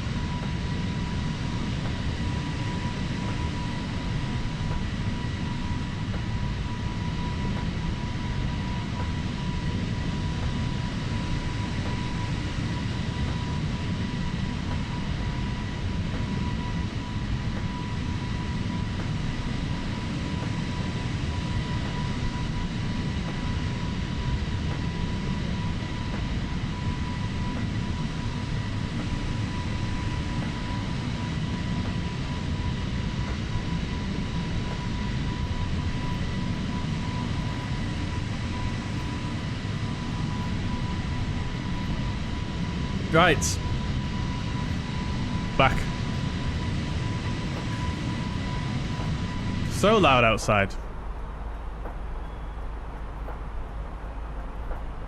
Patrick says, I love it. It's very good quality. The throttle quadrant that comes with seems to be a little less quality. Yeah. Yeah, I mean, the to be honest, I was a little bit unimpressed with the quality of the TCA gear that I got personally, and when I saw the Boeing quadrant, I did think it looked quite a bit better than the stuff that I've got.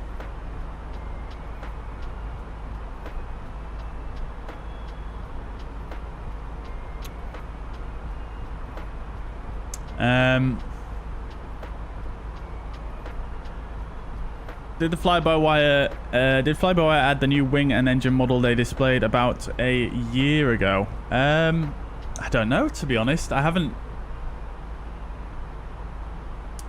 I mean, possibly, yeah.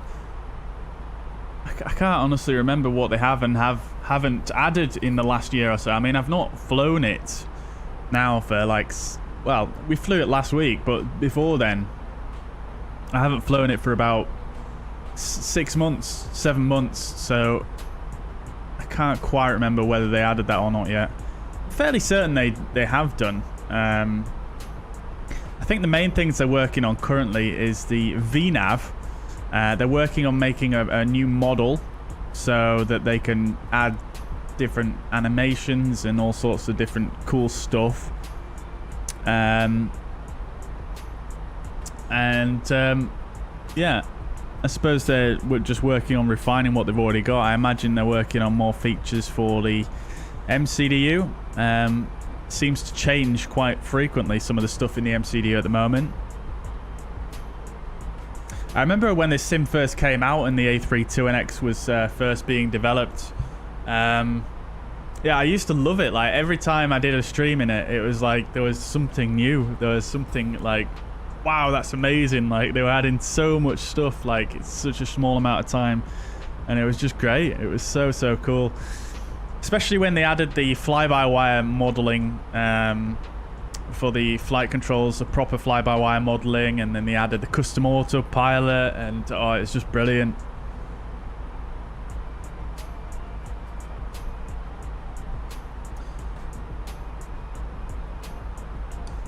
Can you see on VATSIM map the line behind? Oh, didn't mean to press that. Can I see on the VATSIM map the line behind me? I haven't looked, actually. Have we got a bit of a convoy going?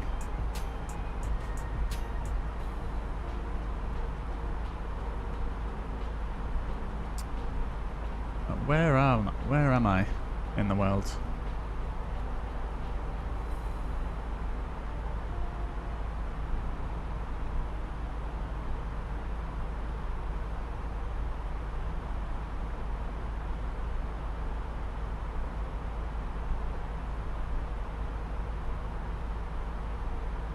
I mean, I would love to see that, but I can't actually find my aircraft at the moment. For some reason it's not showing up. I need to refresh it, I think.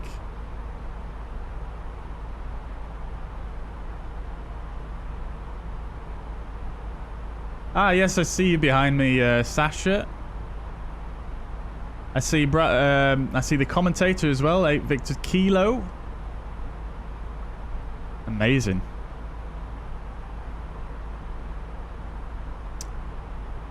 A London controller did just log on now as well for our airspace, but I don't suppose there's too much point in even really speaking to them at this point.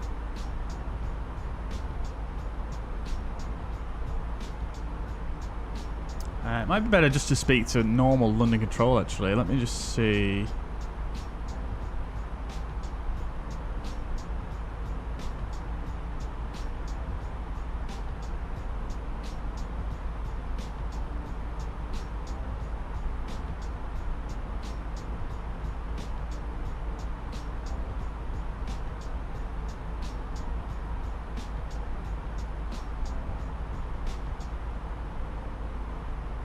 I really wish on SimAware there was a way to bring up the controller's information.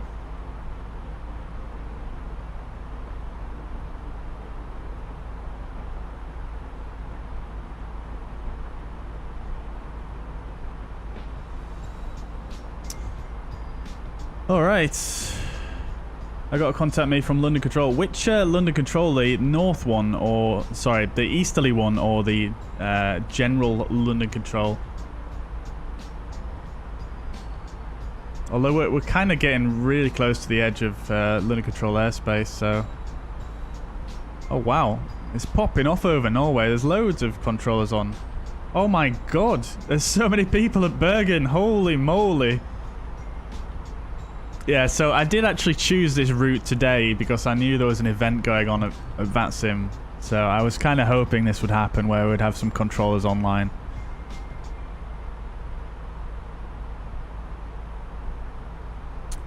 The control east, you given direct to the edge.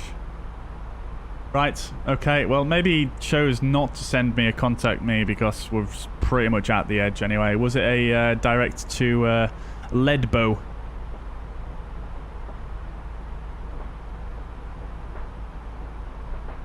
Actually, no, it'll be Anito, right? Oh, it was Ledbo. Oh, okay. Oh, no, sorry. Yeah, Ledbo. It's Ledbo, isn't it? Anito is the other one.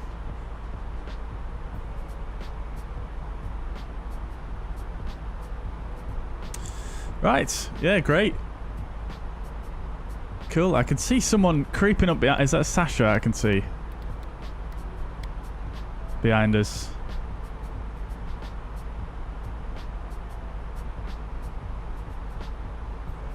Lovely stuff. Right. Yeah, so I don't think we need to contact anyone, really.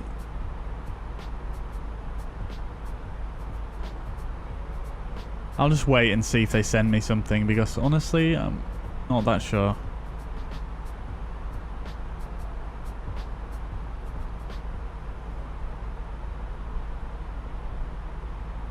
I'll look on the UK VATSIM website.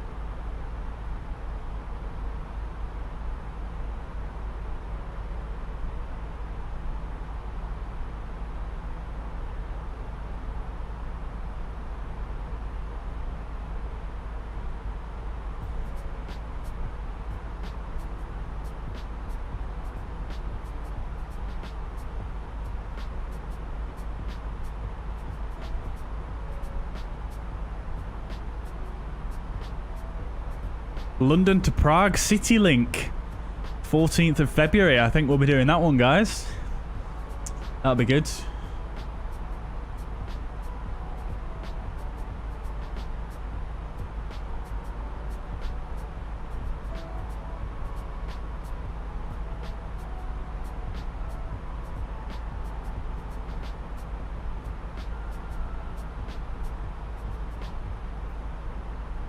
One 27825. I think we speak to them, don't we? 127825. Okay, they're not actually on. I thought it was London M Centre. Which one is that one? I don't actually see that on the map here.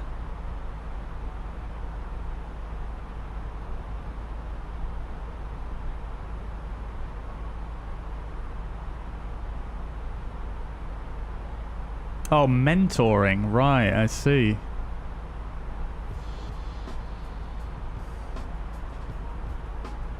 Interesting. Yeah, because it's just south, centre, west and north. Okie dokes. We carry on. Maybe it's, yeah, maybe monitoring or mentoring or something. Alt cruise.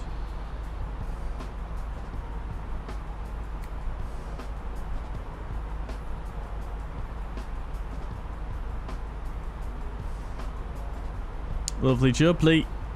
Right, let's see how we're doing then. So, progress.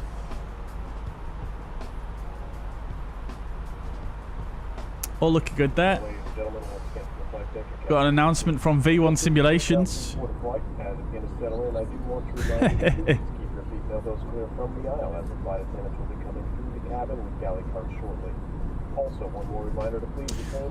Do you or anybody know if it's possible to spawn in a Unicom area after a crash? Yeah.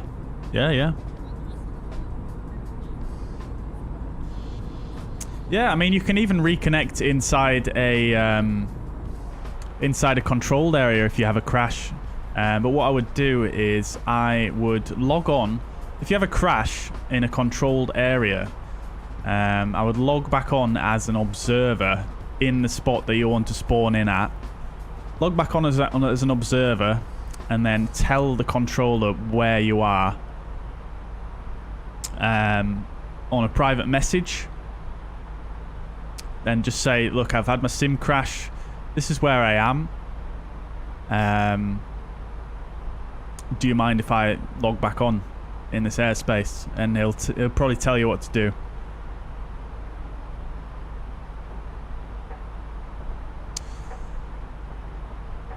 So what was we looking at?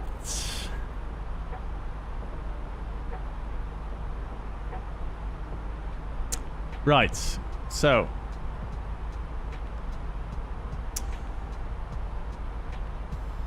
ETE is 16:38, so in just over an hour's time.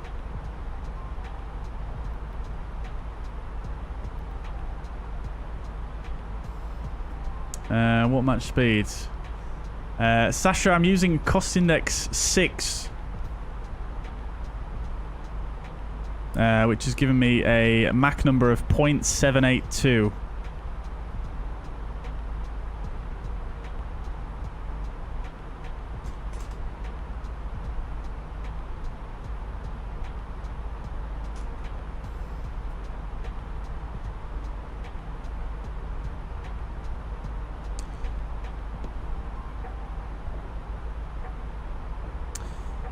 Right, lovely.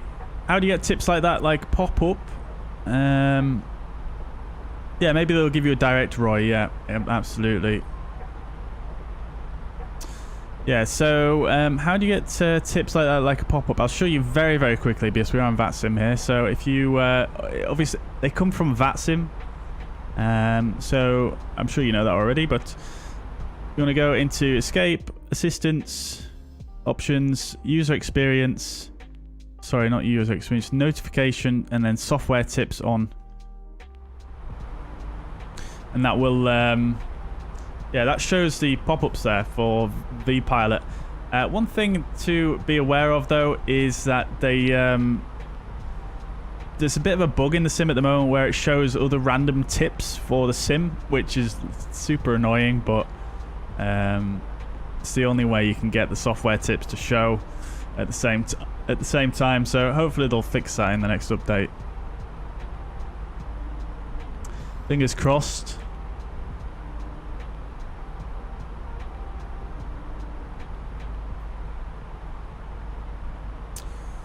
Right. Okay, so where are we? We're inbound GIVPO.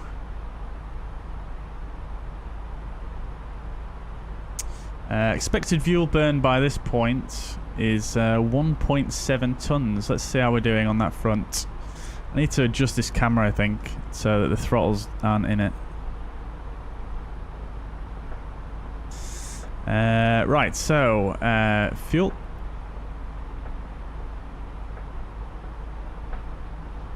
Fuel used 1.5 tons, and we're just overhead GIVPO more or less. So we've actually used 100 kilos less fuel than we were expecting. Used slightly more out of the left engine due to that single engine taxi, but the tanks are looking relatively well balanced, so nothing to worry about there. I forget it also says the fuel used right here, doesn't it? Let's have a look at what else is occurring. Everything looking okay there, although this is flashing when I don't think it should be.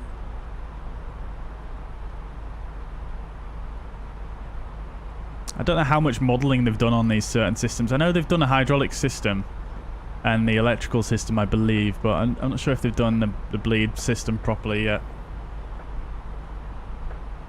Or the pressurization system for that matter, but I know all these pages do function. There you can see slightly different loads on the two generators there.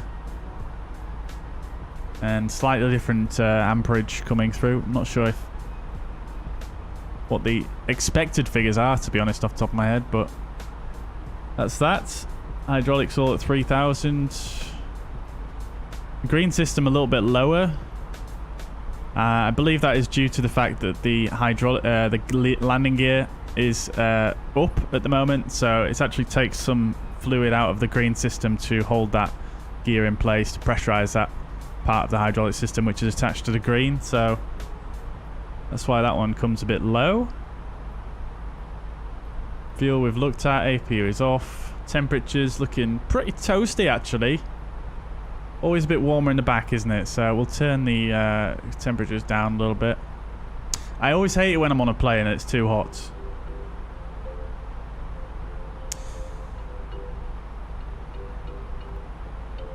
Everything's looking absolutely fine. Lovely stuff.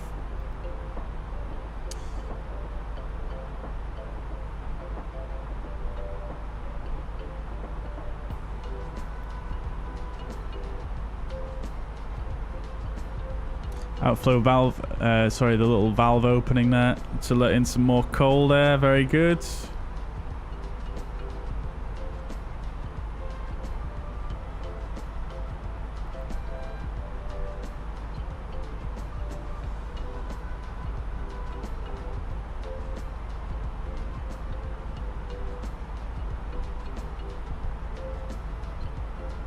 Love to see it.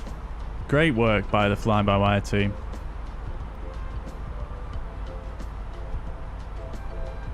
Okay, so we're up at cruise now. Let's put this on below. It's about all we really need to do, isn't it?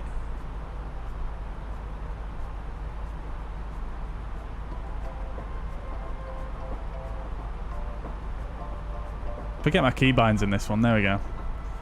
Lovely. Right. No worries, Matthew. No worries. We have the water now. We are indeed. Yes, we are indeed. Matrasso says, a little photography question. Do you also sell the pictures that you take? Very few of them, to be honest. A lot of the work I do is on commission, so I suppose technically yes, but if you're talking about sort of selling them again or selling them as prints, not Not really, no. Although, that being said, I probably should spend more time trying to do that, to be quite honest. But, yeah, it's more... Most of the time, I'm just working on commission, and I generally get paid for that commission. And obviously, the photos that I take on that commission. But it's quite rare to sell them on afterwards, although it has happened every now and again.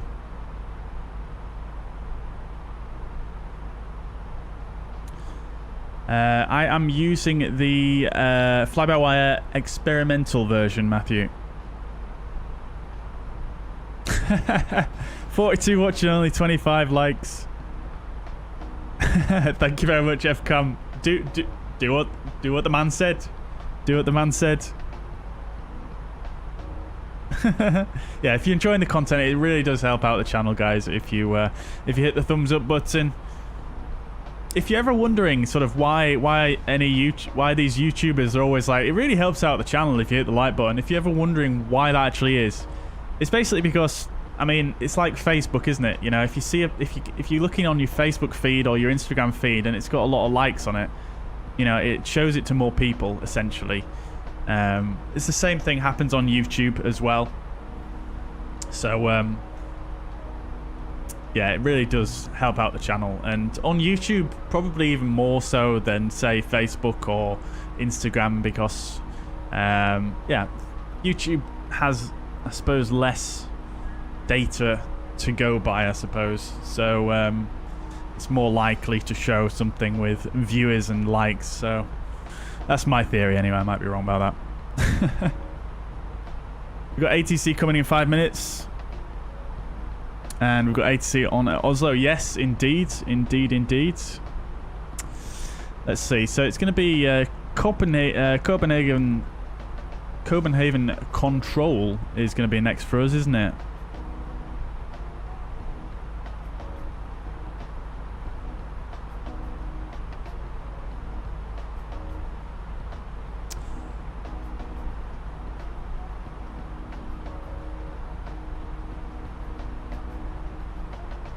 And that's going to be at InBob. So we'll get that dialed in.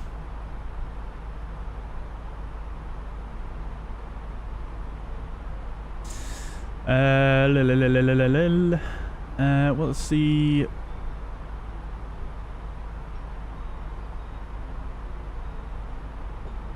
One, 2, 1, 3, 7, 5.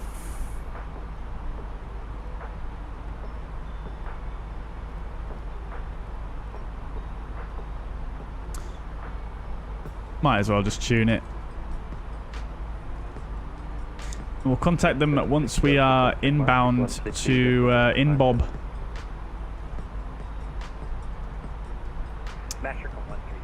InBob is in 15 minutes.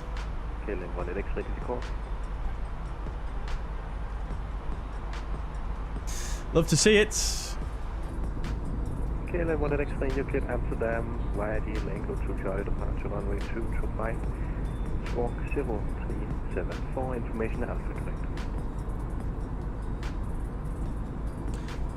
You should put the ETA in my top bar. I did used to do that, FCAM, and it's pretty easy for me to do. I can just sort of come in here and just toggle it on, but like that. But the thing is, I still kept getting people in my chat coming in saying how long to go, even though it was there. So I just turned it off, to be honest. It didn't seem like anyone paid attention.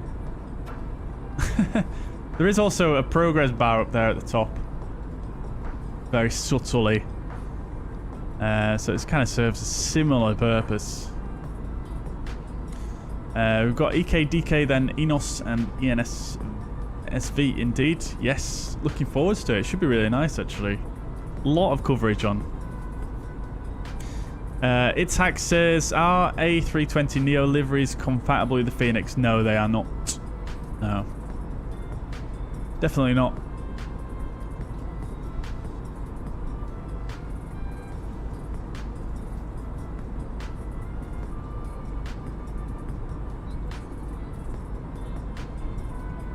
The Boeing Thrustmaster landing gear switch is an on-off switch. There's no middle switch. Yeah, that is unfortunate, Patrick. Do you use SPAD.next or AxisAndOhs or anything like that? Because I've actually managed to set up on my TCA, it's obviously just an on-off. And I've actually managed to set it up so it kind of works as a middle position as well. So you put the lever up, and then it reads the LVAR in the Boeing, in the PMDG, and it says, then I can put the lever down again, and it basically says, if the gear lever is in the up position, then when you put the lever on your controller down, put the lever to the middle position. And then once I put it, I can then put it up again without it triggering anything, because it also says if the gear lever is in the middle position, then don't do anything. And then I can put it down again after that, and it says if the gear lever is in the middle position, then put the gear down. And it works really well. So you can set that up either using SPAD.next, AxisAndOhs, FSUI PC, and it works really nice. So food for thought if you're thinking about buying brand new hardware just for that one thing. Let's hope they're chill, not like last time. They always seem to be chilled in Scandinavia. They always seem to be very, very cool controllers. You could write all the info on your forehead, mate, and people will ask. Probably. Well, it's there now anyway. It's there. It's up there. The ETE.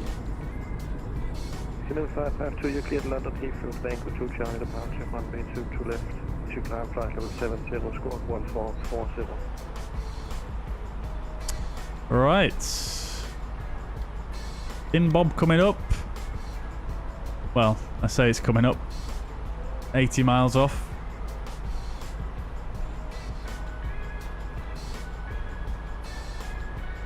It's a reward for those of us who can read. Very good. Yeah, so Andy, no, sorry, not Andy, it's Patrick. Yeah, if any of that helps you, let me know, send me a message if you want, and I can show you what I did if you've got any of those softwares.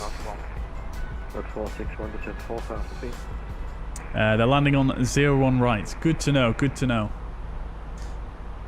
It's probably be a wise idea to actually have a look at that, wouldn't it? Okay, then what did explain pushing start approved, QNX 9983. There is a way to do with the sort of automated ATISs in here, isn't there? And I forget how I did it last time. 61, low speed 180 knots. There it is. Finland 39 Oscar power turn right heading 120, descend altitude 2,000 feet. Right heading 120 and down to 2,000 feet, 39 Oscar. Set auto updates on. 461, turn left heading 250, clear out approach, runway 22 left.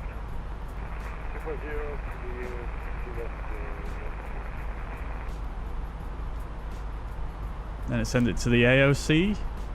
Does? No. Yeah, I only used this a short while ago and I've still forgotten how to... There it is.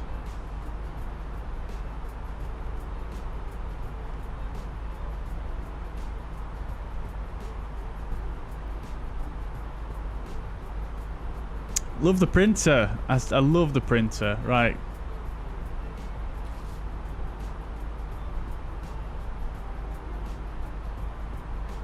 Yeah, clear for approach. 390 per hour. Oscar bound turn right heading 190, clear island approach, quickly 22 left. Right heading 190, and clear island 22 left, 39 Oscar bound. Copenhagen Control Scandinavian 806, overhead Lager, flight level 390.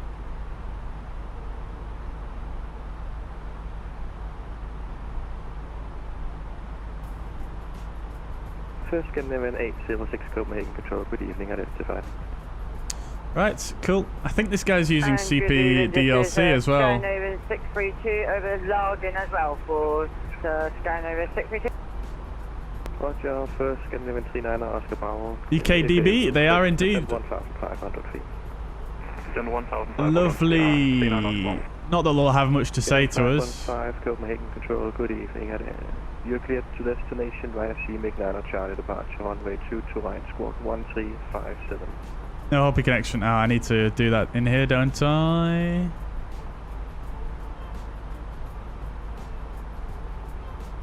Hoppy enabled. Ah. 39 Oscar Bravo, runway 2 to left, clear to land, wind is 2. Oh, I need to go in here, don't I? It's been a while. 2 to left, clear to land. Well, at least it used to be in here. Scandinavian 632 Copenhagen Control, good evening, identified. Identified for Scandinavian 632. Scandinavian 515, have you heard the clearance? Read back. Huh. They've moved the Hoppy connection thingamajig. Inbound uplock and flight level 310. There used to be a connect button on this page, but it has disappeared. Unless you don't need to do that anymore, it just does it automatically. Maybe my Hoppy code is incorrect. I'll just check it. I'm pretty sure I haven't changed it though. 515, feedback, correct.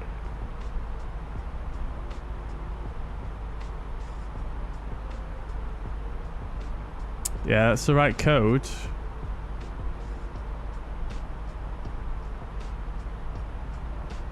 I thought it was on this page. I'm sure it was. 461, we do speed 160 knots. Maybe it's in here now.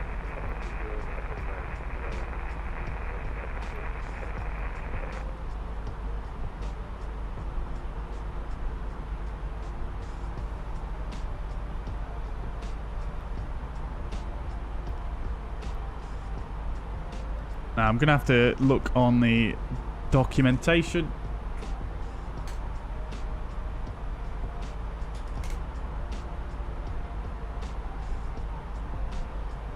Yeah, I thought it was automatic, Andy. 298, contact Bleriot control on 118.875. Good evening. Please say again, quick tonight. Quick 298, contact Polaris on 118.875. 118.875, quick tonight, that's great man. 45 Mike Kilo, turn right. Right, we need the weather source set to VATSIM or IVAO, which it is. 977. Right heading 070, descend altitude 3,000 feet on QH. I need to set this one to VATSIM as well, maybe. 45 Mike Kilo. Oh, there we go. Yeah, I needed to set them both to VATSIM. Okay, cool. Let's try again then. KLM 183, taxi by Yankee Mike Zulu and Alpha, holding point 1way 2 to right, cross runway 12. Eh? EKDB. Unless he's turned it off. No, maybe he's turned it off. Oh well, never mind. 552, pushing start approved, facing north, release point Sierra 1, QNH 983.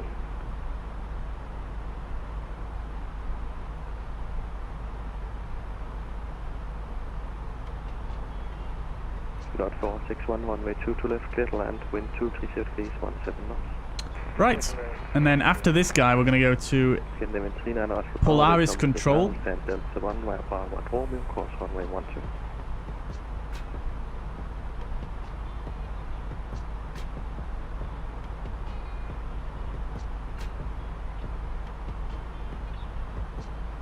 One 875.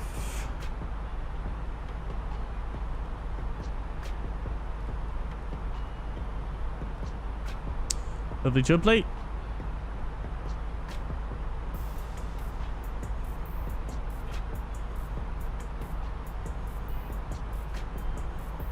Scandinavian 806, report your Mach number. Mach .78, Scandinavian 806. Scandinavian 806, we maintain Mach decimal 78 or greater. Maintain Mach 78 or greater, Scandinavian 806. Scandinavian 632, maintain Mach decimal 78. My point 0.78 for Scandinavian 632. So they haven't implemented the MAC number on the cruise page here yet, so we're just going to pull MAC there. 370 overhead lager. We'll just put MAC 0.79. Speed it up a little bit. Max decimal 8 for speedboat 86 kilo. Just to keep that spacing. Victor Kilo reduce decimal 78. Reduce to max decimal 78 for speedboat 86 kilo. Oh. Thanks for one contact master 133.950. Good evening.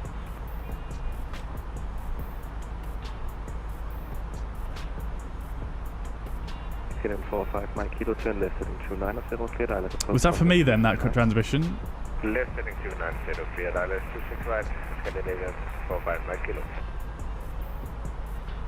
Oh, maybe it was for someone else. 841 contact master 133.950.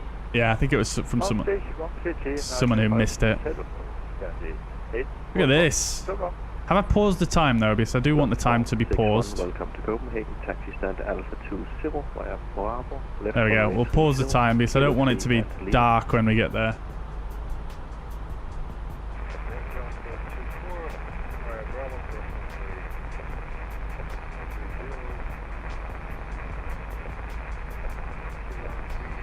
Patrick, yeah, no worries at all, dude. No worries at all.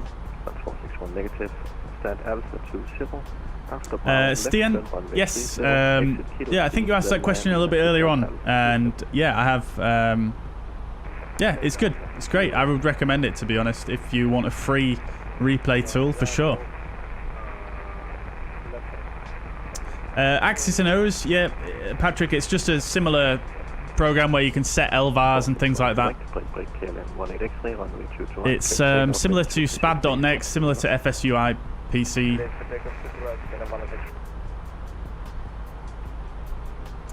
Stian, welcome back though, dude. Scandiops. Scandiops, yeah. I do love a bit of Scandinavian operations. We've got full ATC on as well. Absolutely love it. 45 Mike Kilo, establish 26 right. 45 Mike Kilo. Yeah, I've got this absolutely stunning livery as well. 240 degrees 20 knots. Det er intet problem. 26 right, clear for land, Scandinavian 45 Mike Kilo.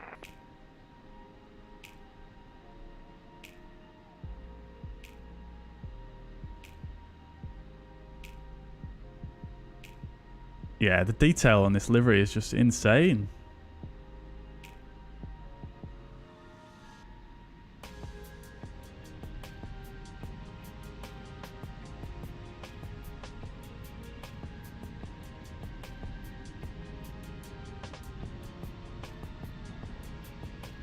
Love it.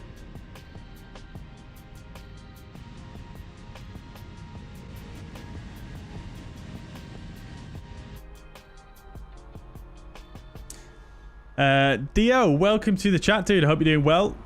Good to see you as ever. I'm doing good. Yeah, very well. Thank you. How are you doing?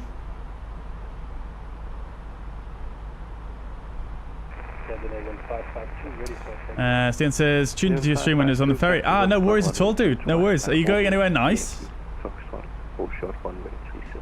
Like the Scandinavian livery, simple and classy. Yeah, I agree. I think the Scandinavian livery is probably one of my favorite looking liveries, I think. I agree. I agree.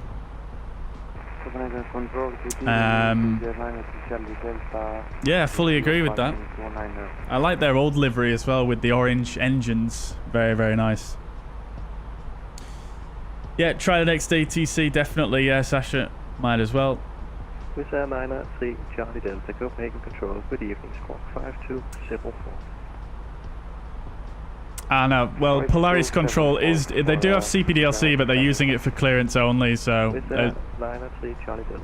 won't be able to test it, unfortunately. Diaz is exhausted, but fine. Glad to hear that you're doing good. Well, hopefully your day's over now and you can relax.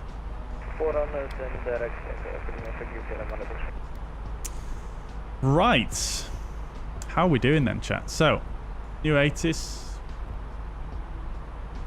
Have a look at that in a minute. Top of descent is coming up at 16:09 now. I'm not sure how these times are going to work now that we've paused the time. As you can see, the clock's not moving. So I don't know how good it's going to be to use for relying on these times here.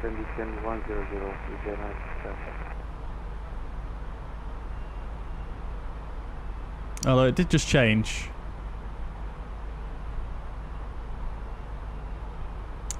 It's probably about 20 minutes, isn't it? After Foxtrot, continue on Alpha, Fox 1-way 30, holding point 1-way 2 to right.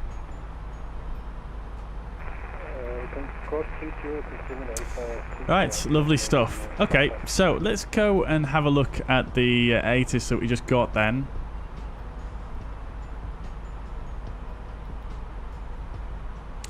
We got Echo. Spit it out the printer. Give. Right, let's have a look then, shall we? So we've got information Echo and time 19:20. Expect ILS or RMP approach runway 01 right. So that was different to what we expected. So let's just have a look then on Navigraph, shall we? 16 power, Copenhagen Control, good evening, identified. So we're expecting 01 right.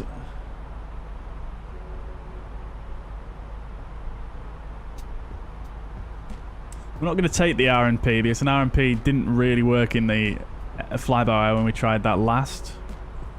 We'll stick in final like that. Taxiway 16 Bravo, proceed direct to Addon. Please paddles from Mr. Zayas, traffic. Taxiway 16 Bravo, proceed direct to Addon. Bravo, Alpha, Delta, Alpha, Bravo. 01 right. There is no transition that really links up with our routing here. So we'll probably get vectors, I imagine.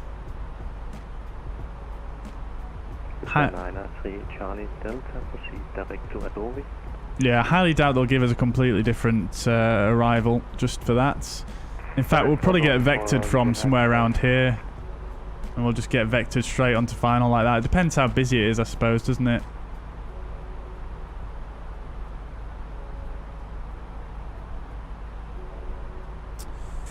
Right, cool. Lovely stuff.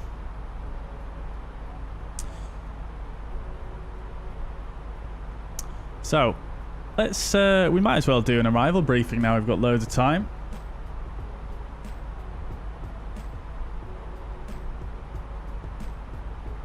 Stead's on the way up from work. Very good. Very good. I hope you've not had too much of a hectic day.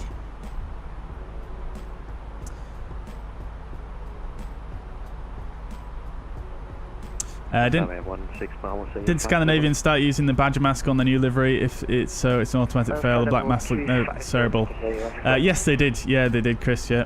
Yep. I personally quite like it. You're currently indicating flight level 358. But Grenade still 9er, 8-9er. Yeah, they did. They did indeed. 16 power, you should be in standard pressure.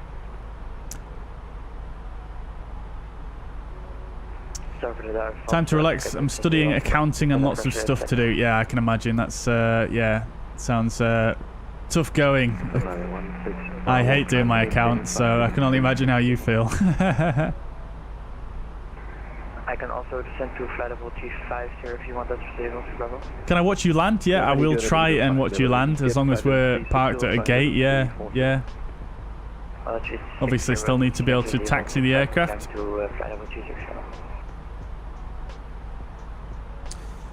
Dio's was in logistics. We want to change your career. Fair enough. Fair enough. Well, best of luck with it. Best of luck.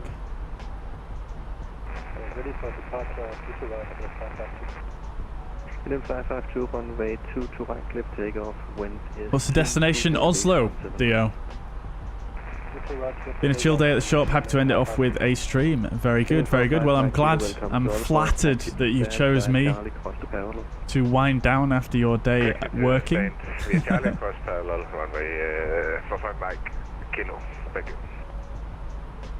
Right, guys, let's do a bit of a briefing then. So, we are arriving in Oslo, Norway.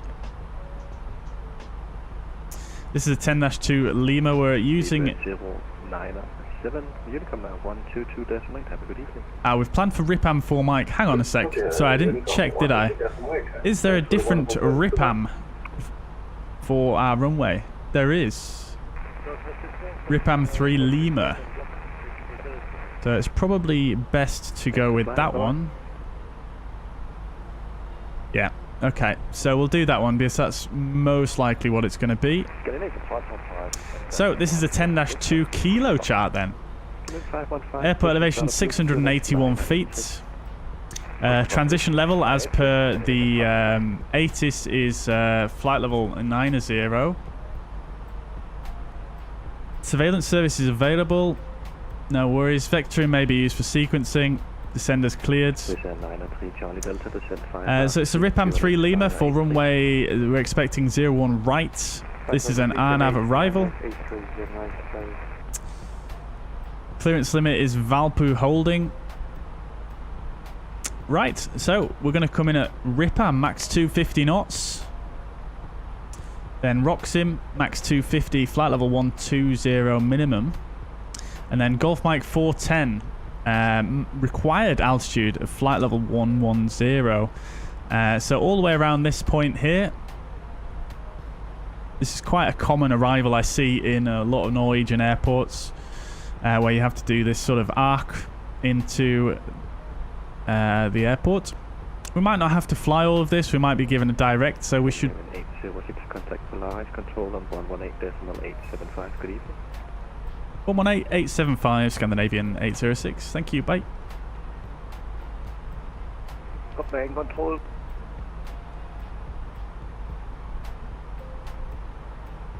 Polaris control. Very good evening. Scandinavian 806. Flight level 390.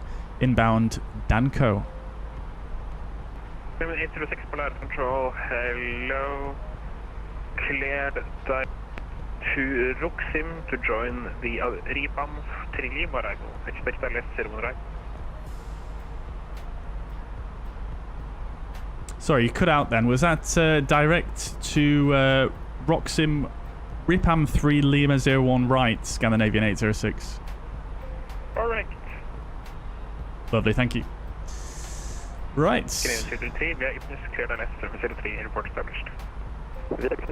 Airlines, Scenery, report established, Scandinavian 2 Nordic 456, descent 5,000 feet, QNH 981. Right, so let's get this tuned in because he's just given us a direct. So 01 right. 1145, clear direct Pavta. And RIPAM 3 Lima. Second for KLM 1145. KLM 1145, clear direct Pavta. Clear direct to Pavta, KLM 1145. We'll put in via Valpu. We'll insert, and then he gave us a direct to ROXIM. And 981. Push approved, QH 981, Scandinavian 291. So now direct to ROXIM. Scandinavian 1488, runway 01 left, clear for takeoff. Quite a lot of traffic coming in here, isn't there? Look at that. Runway 01 left, clear for takeoff. Got 2 behind us and 1 in front.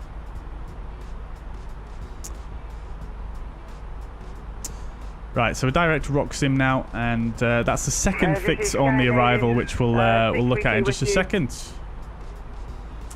Right, so as the controller just said, it's RIPAM at 3 Lima, 01 right. 250 knots unless otherwise instructed, regardless of altitude. So we are now direct to ROXIM. And as we were saying, it's round this arc, 220 knots all the way around here, and flight level 110 is the required altitude all the way around here. And then it's a right turn into Valpu, which is the initial approach fix, 220 knots there as well, minimum 5,000. Nordic 631, descend. So let's just make sure that's all in properly before we go on to briefing the ILS then. Confirm that was for Nordic 601. Nordic 601, descend 6,000 feet, clear direct Valpu, and QNH 981. Descend 6,000 feet, direct Valpu, QNH 981, Nordic 601. Right, so Roxim, speed 250, flight level above 120. Speed 220 knots. Golf Mike 410, 220, 110. 220, 110. Now I'm not sure why it says 220 here on Roxim.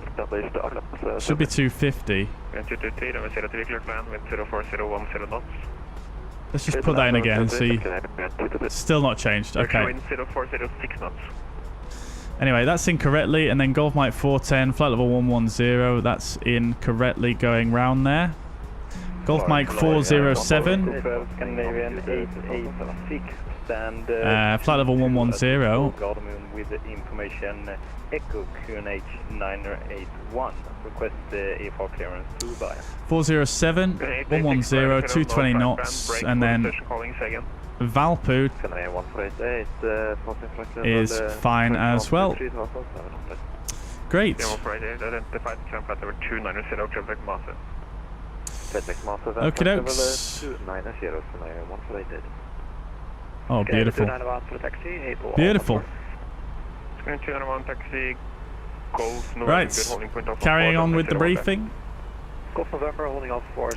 So it's going to be the ILS 01 right. This is the 11-2. Localizer identifier is 1. Oscar November Echo and the frequency 111.905. Final approach course is 012.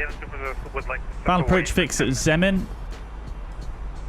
3,500 feet.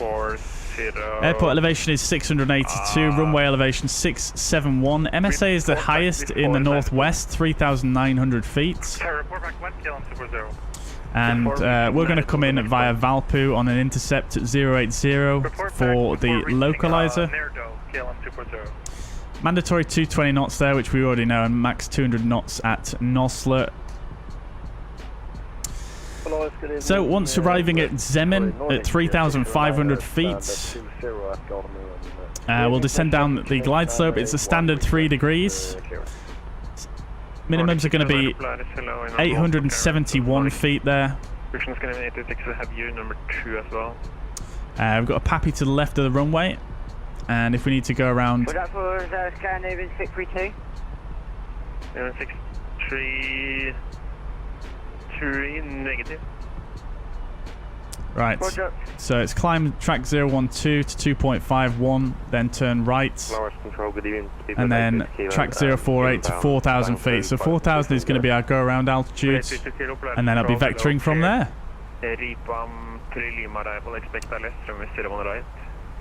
And then once arriving at 01 right, we're going to request stand 49. That's what the real flight used.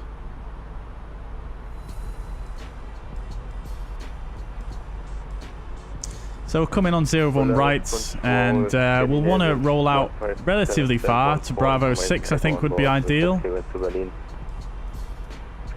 Stand 49 is here. So we'll roll out, we'll try and roll out to Bravo 6. So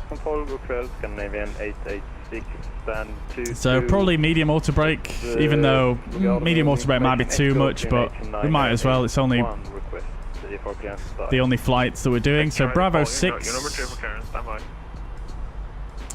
off at Bravo 6, and then we'll probably expect Juliet, Lima, and then Quebec down to stand 407.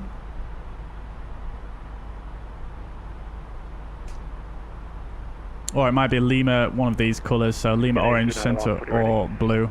Alpha 4, line up 0 left. 0 left, 4, Scandinavian 291.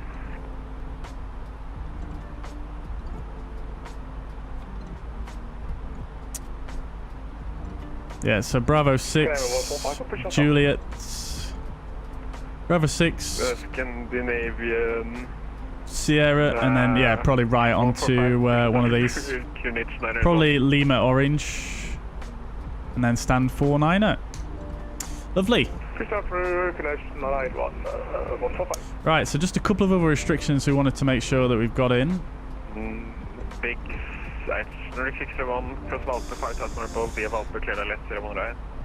So Nosler, we want to make sure we've got 200 knots in there.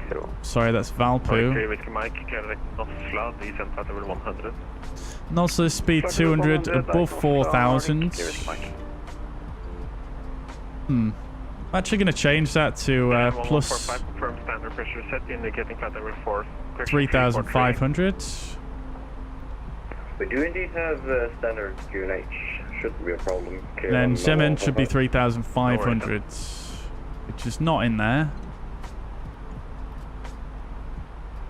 Scandinavian 64 Juliet, Polaris Control.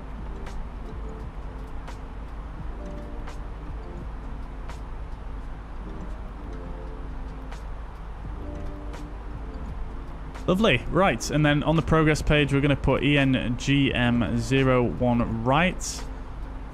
Just to show our direct distance to the runway threshold, because we may get some directs on the arrival, so it'd be useful to be aware of that. We'll also come down and we'll stick in the minimums as well, whilst we've got the chart here, which is going to be 871 feet, and we'll do a... Shall we do a flaps full? We'll do a flaps full. Lovely. Right. Cool. So we've got the ATIS here, which is Echo Time 1920.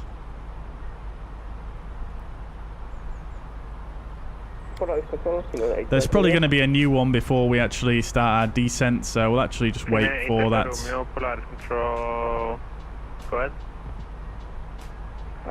Do you have any information about the arrival? We actually have the time pause, but because we're flying sort of northerly, because we're flying north here, it's actually getting darker. Lovely. There is an ATIS online as well. Zone frequency 125.250. Thank you. Like Whiskey Mike, descend 5,000 feet, QNH 981. 5,981, Nordic Whiskey Mike. Screaming 1488, Unicom 122.8. Right, lovely stuff, chats. Lovely stuff. Vision Nordic 456, runway 01 right, clear to land, wind 0308 knots. 01 right, clear to land, Nordic 46. Nordic 601, free speed. Right, let's see. Probably a direct to Valpo. That might be a steep descent. Not sure. Yeah, potentially. They might give us an earlier clearance as well. So if they're going to do that, so we'll see. Sasha's live weather and time. Very good, very good. To be honest, I think I might make it a bit brighter even. I know you guys mostly prefer it when it's a bit brighter. Let me know if you prefer it live time though. Nico, welcome. Welcome indeed. Hope you're doing well. Welcome indeed. Oslo, Paris, CDG with the Air France A320 for the next live. Drop it in the Discord, Nico. That's where I got the idea for today's flight from.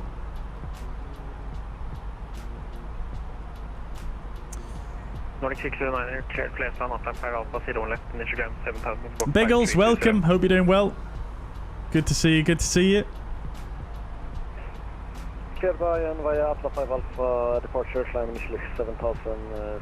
It's good to be prepared when Rold is controlling Polaris. Who have we got that we're actually speaking to? Oh, we actually have Rold on.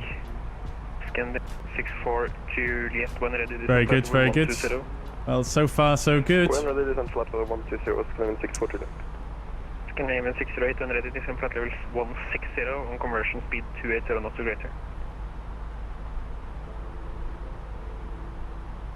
Was that for Scandinavian 806? Scandinavian 806 when ready, descend flight level 160 on conversion speed 280 knots or greater. When ready, descend 160 on conversion speed 280 knots or greater. Scandinavian 806.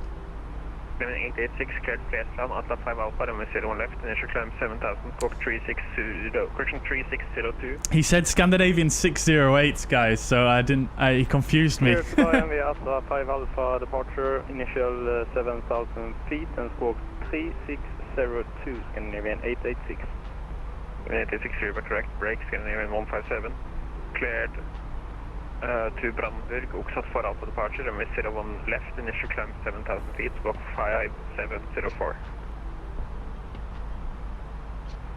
Scandinavian 157, clear to Berlin via Oxford for Alpha departure, climb via 7000 feet, squawk. Right, so we are coming up to the top of our descent now. Scandinavian this is not right though, is it? correct, brake, Scandinavian 291, wind 0308 knots, runway 01 left, clear for takeoff. Clear for takeoff 01 left, Scandinavian 291. To the Atlantic Bravo, flight level 260, Right. Yeah. Let's start going down, shall we, chat? We'll use the VNav and see how it does. So, flight level 160. And then on conversion, 280 knots. In there 8 Delta Romeo, when ready to descend, flight level 320. So, thrust idle des, flight level 160 blue.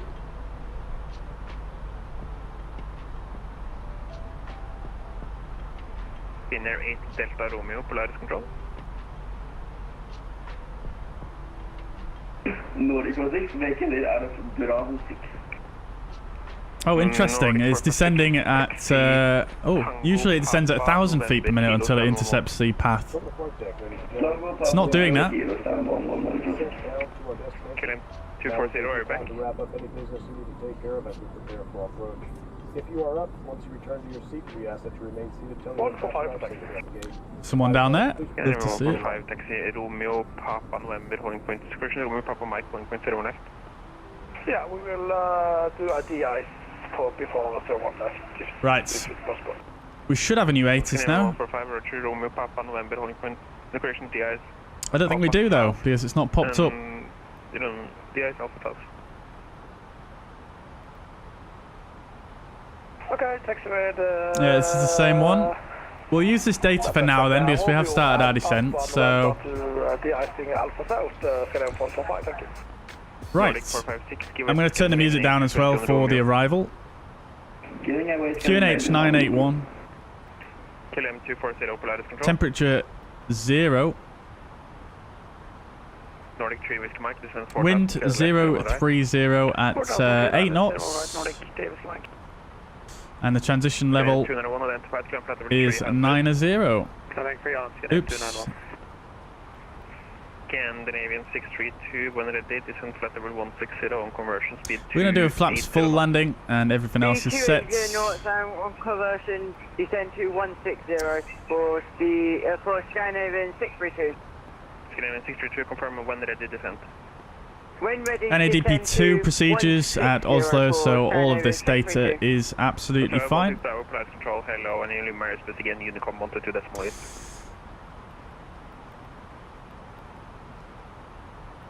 KLM 240 is back.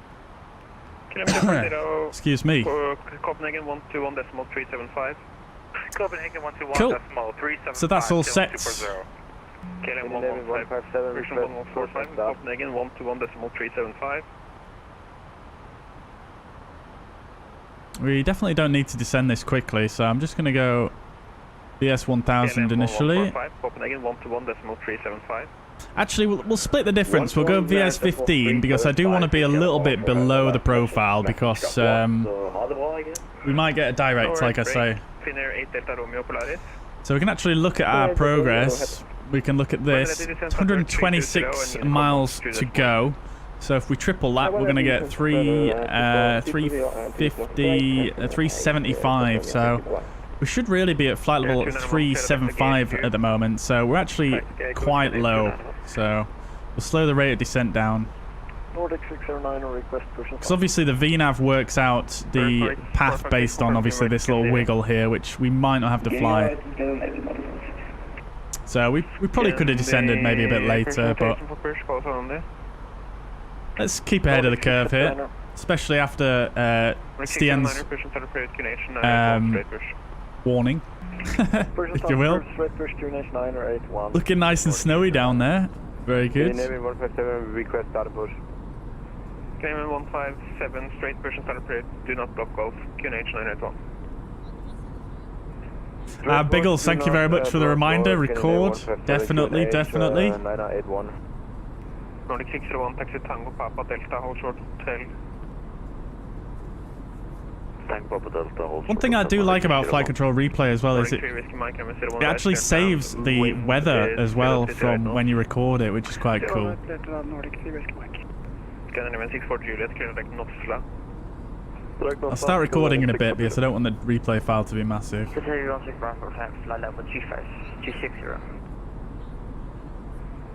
calling, say again.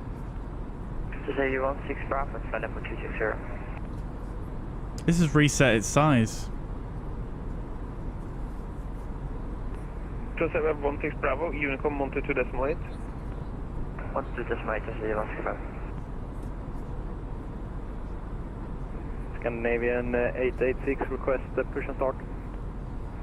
886. Oh, we've got Scandinavian 886. That's not confusing at all. Actually, hold position. There's traffic pushing behind you. Holding position, Scandinavian 886. Yeah, I agree with the commentator. All stations, Polaris is now closing, so the Unicom 122. Oh, Polaris is closing. No! Oh dear. Oh well, never mind. Basically, have a good evening. Never mind. Oh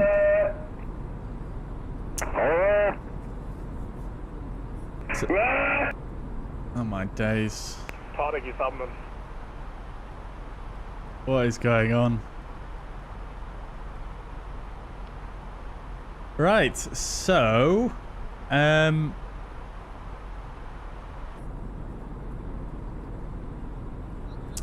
you'll probably land after me, Sasha. Yeah, probably.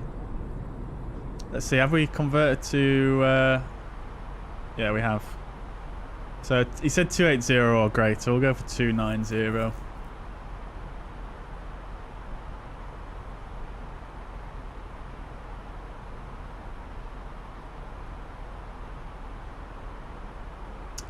But yeah, like I was saying, I have to agree with the commentator. The iniBuilds Heathrow is absolutely brilliant. If you rewind the stream right to the start, we actually did a bit of a... we had a look at some of the new features of the version 3 Heathrow.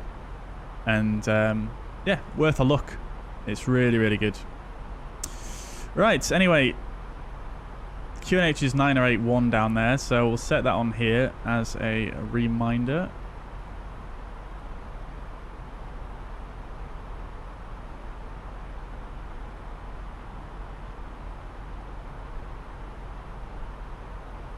Right, let's see how we're doing. We're at 97, so we're still a bit low. That's fine. No issues, no issues.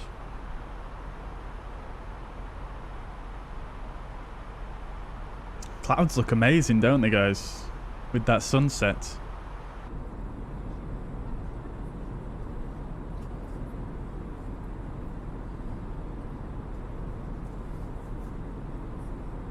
Scandinavian 806, can you please put your TCAS on? I can't see on TCAS. TCAS is already on Scandinavian 806. It's definitely not. Sasha, it's not necessarily because I haven't got my TCAS on. I don't think VATSIM actually works that way, unfortunately. As long as I've got my transponder on, which I do, then you should be able to see me. Make sure you've got it set to below, because I'm probably below you at this point, I guess. Well, I don't see you, so yeah, I guess I'm below you. There is someone in front of us, however. Let's keep an eye on where they're going. Oh wow, there's a lot of traffic at Oslo, crikey.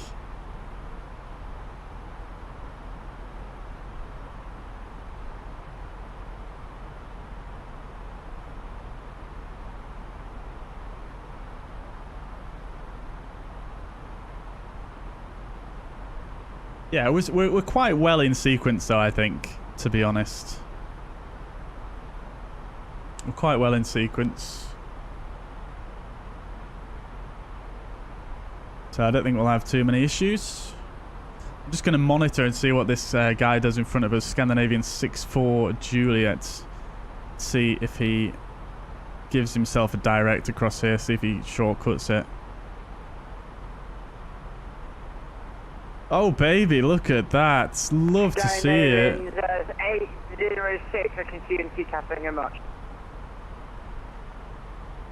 Lovely stuff. That is great view, isn't it, chat?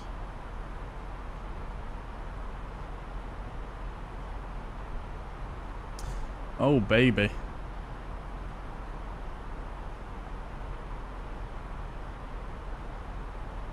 Love it. Brilliant.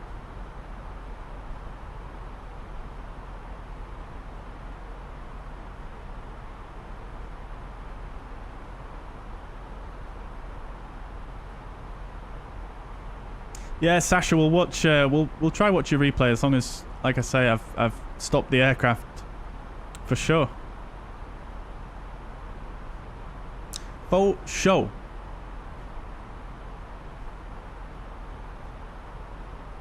Alright, looks like we're doing better on those likes now, though, guys. Thank you very much for liking the stream, and if you haven't already, if you are enjoying, please do consider hitting the thumbs up. Scandinavian 806, what is your maximum number? I'm going 290 knots. What are you doing for Scandinavian 806? I'm catching up. We're at 290 knots also, Scandinavian 806.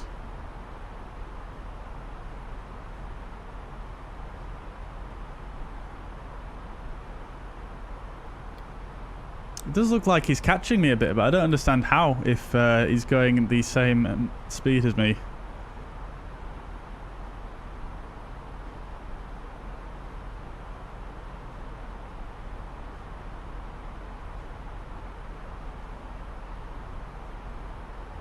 Right, let's see. Has this guy... Yeah, he's disappeared off TCAS now. He's either too far... Oh, no, he's not. He's there. Yeah, so it looks like he might fly the full SID here. Sorry, the star. So we may just have to do it, actually. I was hoping to cut that corner off. Scandinavian 632 is now stopping descent at 90,000 feet. Bit early for the Romeo Oscar X-ray India Mike, as the plane in front of us just went past Romeo India Papa and Alpha Mike, and 12 miles from Romeo India Papa Alpha Mike for Scandinavian 632 and for Oslo traffic. Oh, I'm not sure what happened there.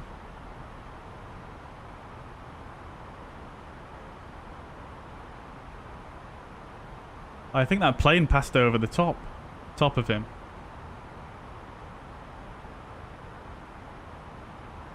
Maybe he was far closer. Although, he was way above me.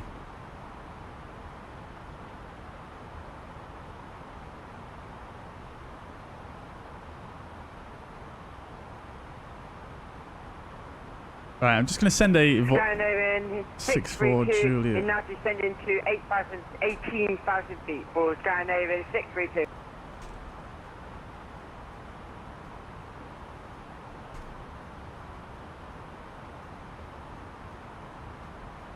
Right, I've just messaged the other Scandinavian that's in front. Oh, it doesn't look like he's flying the full star, actually. Okay, cool. Fine. No worries. And we did just get a bit high on profile as well, because I wasn't monitoring.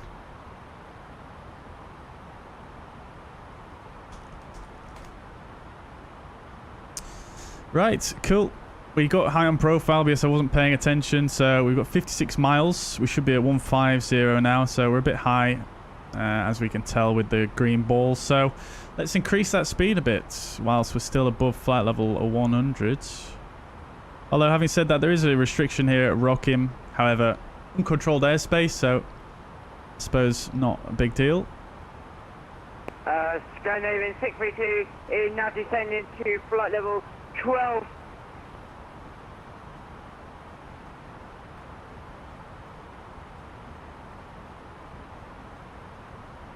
Right. So, he's direct in Oslo, the guy in front of me.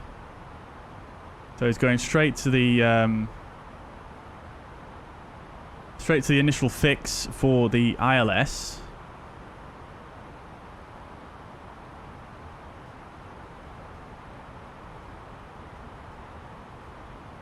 Look at these clouds. Holy mother.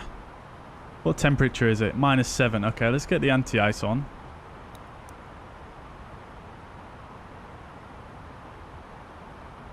I think I'm going to get a little bit of speed brake out, actually, because I really would like to bypass this this corner here.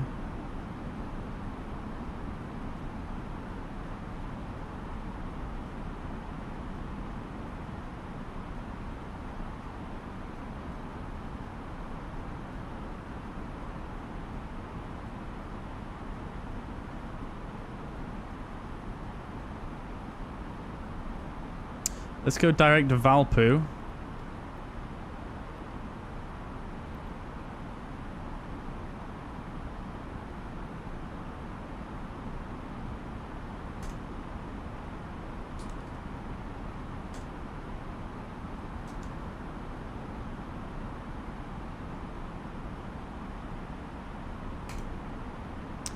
Alright, I've just sent a message out there on V-Pilot. Oh, we don't want to level off.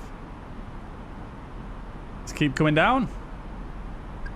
Let's come down to 5,000, which is mandatory at Valpo. And we will come to manage speed, though.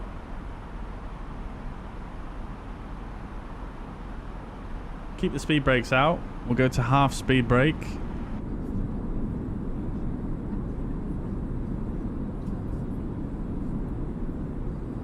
Oh yes, bit of precip. However, we do not want to go to approach modes, which will happen if we go through this D when it's magenta like that. So let's come to 250 knots selected.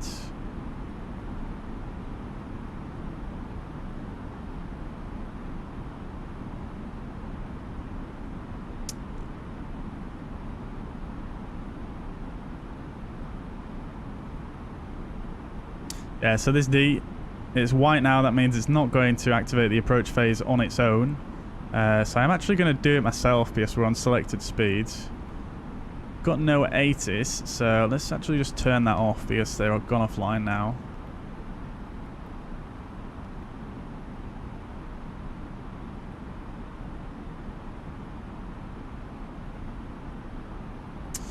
Cool.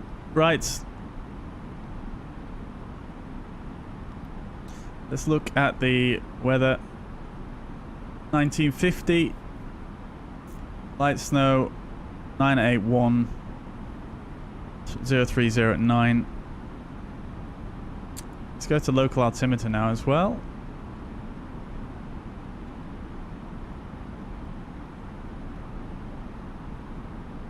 Right, cool. How are we doing? We're probably absolutely fine now on profile. 33. Yeah, we're doing good. Cool, let's go to manage speeds. Actually, no, we don't want manage speed, do we? What am I doing? 220 knots.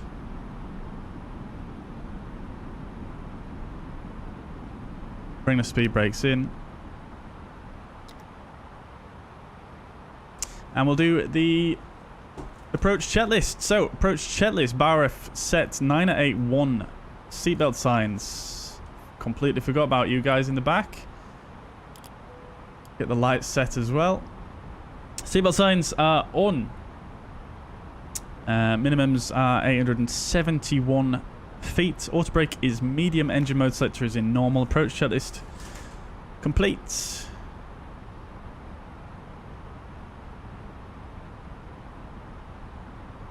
Right. Lovely job.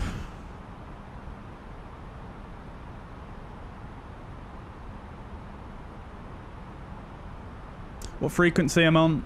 Yeah, like Sasha said, yeah, we're on Unicom Dave 1228.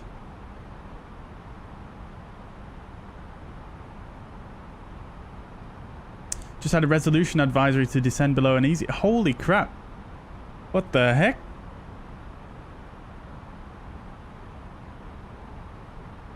Right, let's start the replay as well, shall we?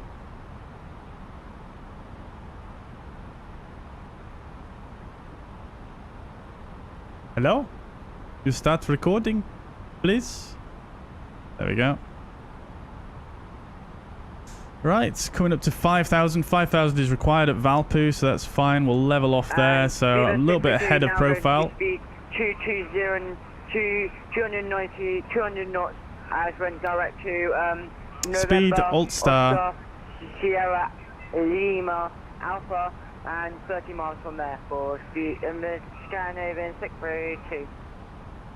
Oh, it's very dark down here below the clouds, isn't it, chat? I was hoping it would be light. I hope you guys don't mind me making it a bit brighter.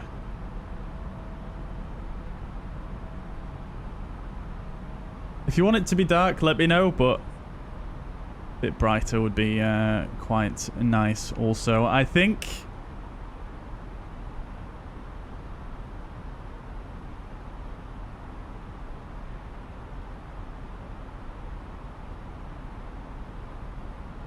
Right, we're absolutely in the clouds here. Look how dirty this livery is, crikey.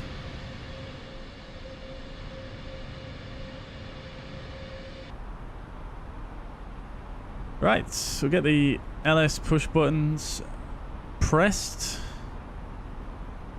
22 miles out. Repay, please. Welcome to the chat. The fly-by-wire ×3 Fenix is great, but the performance is so bad. Yeah, I mean, I suppose it depends on your PC, doesn't it? But yeah, performance can be quite bad in the Fenix, and the fly-by-wire as well, for that matter. To be fair, my sim's frozen. Oh no, it hasn't. Lovely. Absolute scenes. It's a shame the buildings get like a fully solid coating of snow on them when they get snow on them like that.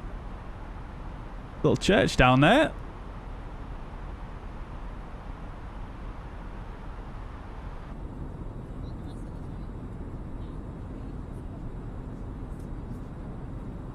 Little chimney down there as well. Love to see it.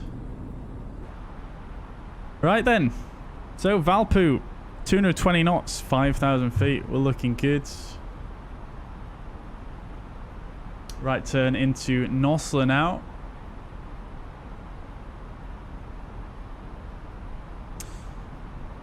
Very good, very nice.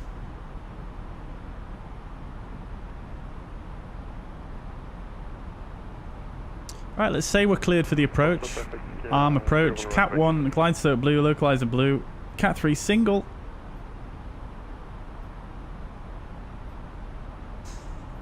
Also traffic, Scandinavian 806, we're on an intercept for the ILS 01 right. Also traffic. And Oscar traffic, 20 miles from November. Oscar, Sierra, Lima, Alpha for... Okie dokes, let's go to manage speed now. We'll slow down to green dot speeds as we're in the approach phase. And we'll descend on down to 3,500. I almost forgot to do that then.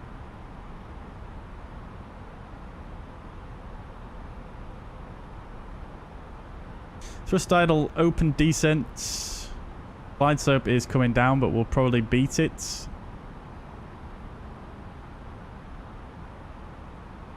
And we'll go to flaps 1. Speed is checked. Flap set to 1.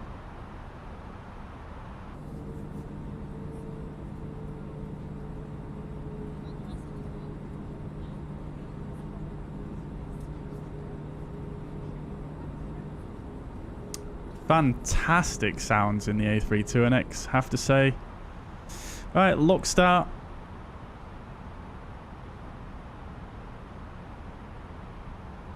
$12 miles to go.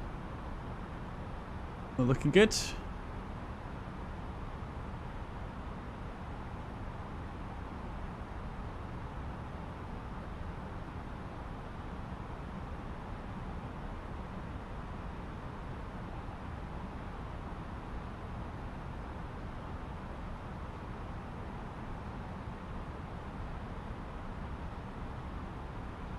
Crikey, that's a big bank.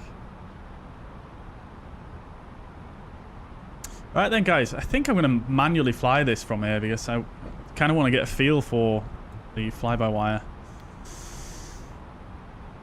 Alt star. 2,500. Checked. Right. Autopilot disconnect. Cat 1.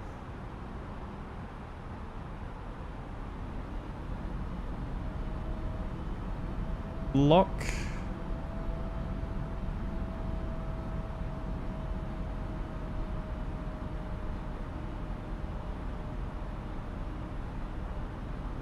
It's trying to climb me for some reason. I'm just going to aim a little bit below the flight directors. Glide slope start.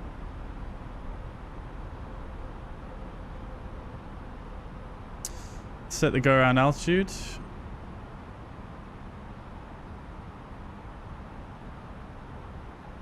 Flap set to 2, speed is checked.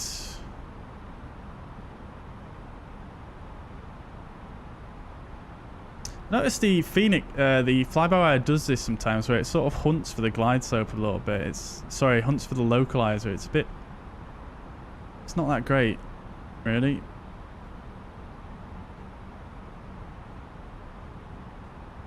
All right, gear down.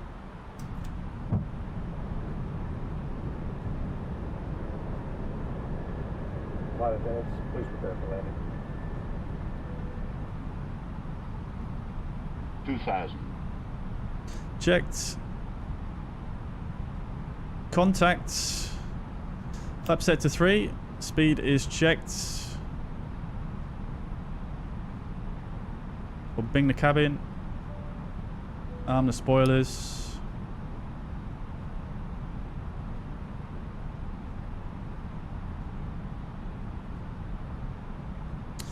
Alright, flaps are full, speed is checked. Landing checklist, decam memo, landing no blue, go around altitude 4,000 feet is set, cabin crew advised. Landing checklist complete. Just going to stay in auto thrust for now.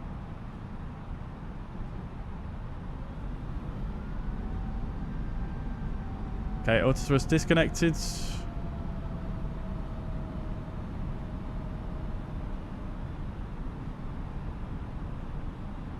Also, traffic, Scandinavian 806, 3 mile final, 01 right. Also, traffic.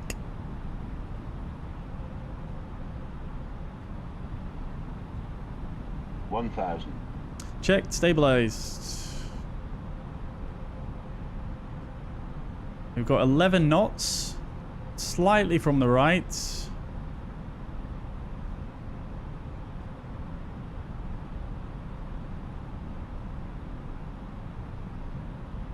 Correcting for the center line.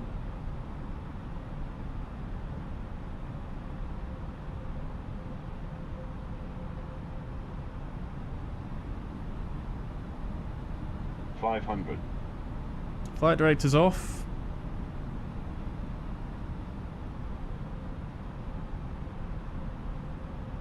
$400.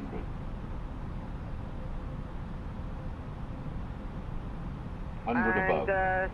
Scandinavian 632 in now joining the localizer for runway 01 visual right for minimum Oslo traffic. 100.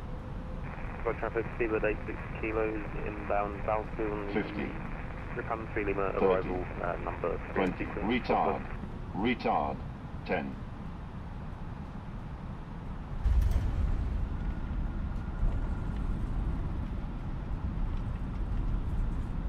Oh, baby. We've floated all the way through the touchdown zone. That's a go-around. Mantoga, SRS, go-around track. Oh, sensitivity.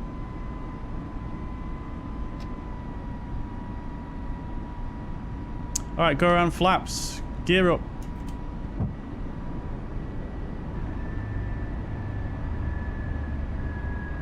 And speed, Scandinavian 632 now joining, now on the final full runway. Oh, I thought I could do a soft go around in this aircraft, but it doesn't seem like you can. For Scandinavian 632. Open climb, thrust climb, auto thrusts.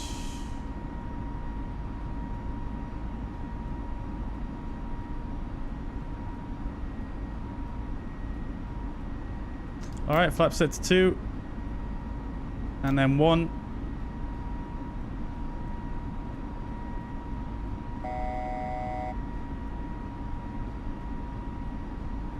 Speed alt start. AP2. Just watching the speed here. It seems to be rolling back the engines. When it, oh, it's not on managed speed, that's why. Why did it go to... Why did it... Oh, that's bizarre, that. Anyways, we'll pull the heading and we'll vector ourselves round for another approach.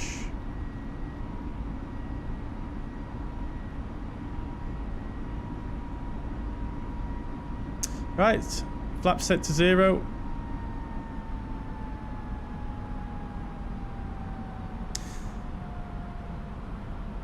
Matrasso, no worries at all, dude. Take it easy. Take it easy.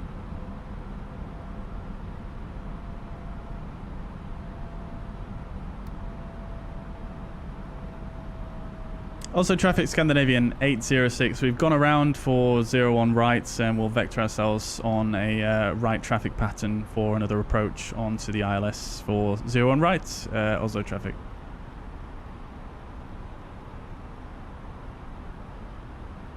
Right. You let me down. You not go see my landing. Oh, dear, dear, dear. Low.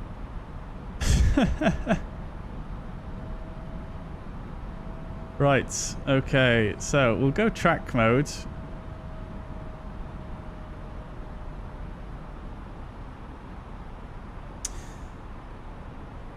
Oh, right.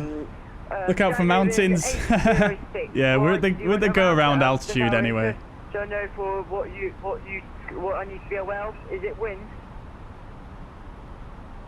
No, it's just my poor landing technique.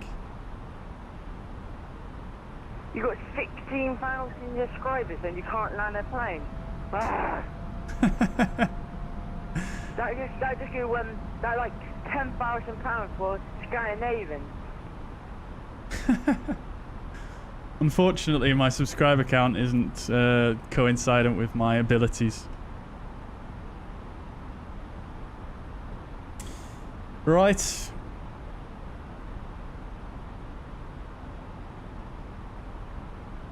Yeah, unfortunately, the fly-by-wire can't really do a... Scandinavian 632, 10 should be going around for wind. Oh, baby, another go-around, crikey. Right, let's set back up. I'm not sure how well this works in this one, but let's just try it. We'll go no star. And 01 right, that's just all we'll do. And we'll insert that. That should just give us a...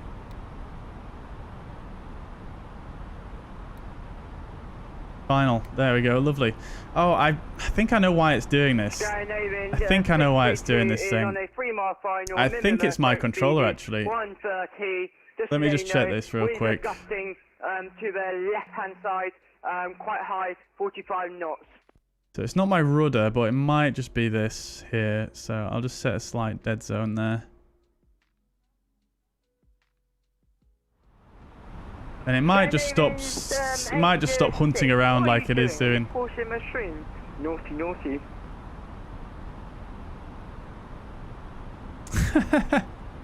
I'm being told off.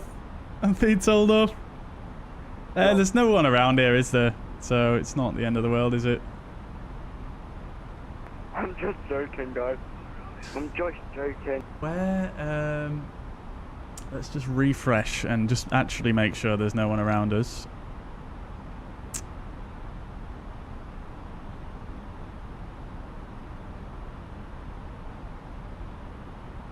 Okay, there's the commentator to come in as well, and DTR 471 as well. Oh my god, and the CRJ coming in as well. Crikey. What is this plane doing right here? Just gonna take control for a sec. I'm just gonna put it where I want it myself.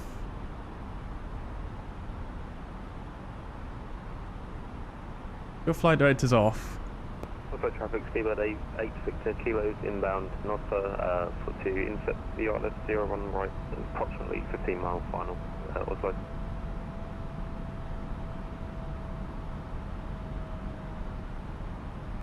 So that's the Scandinavian 632 Tails right.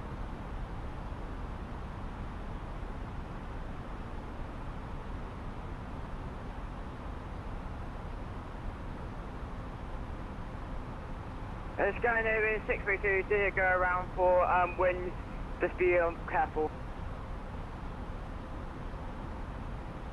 Why has this display just gone dimmer? Oh, it's back now. So strange. Right, I don't think I'm going to be able to fit in behind any of these guys right here, so... Traffic. I am going to turn away from final here because I've just caused a TCAS. I'm so sorry, the commentator. I'm so sorry. I'm a bit too close in here, aren't I? Yes, I am.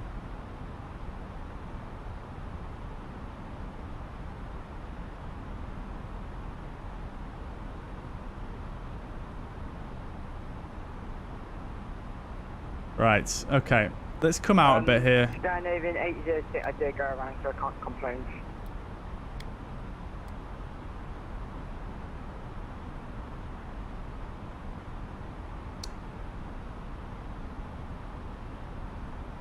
Right.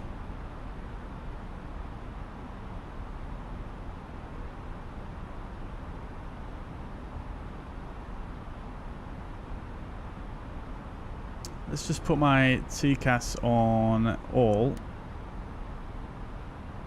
Also traffic speedbird 860 kilos, fully established ILS 01 right, 7 mile final, Oslo.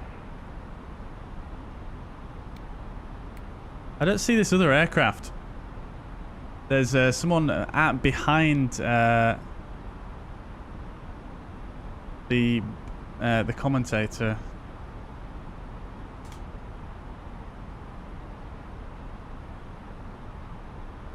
Scandinavian 632. A question.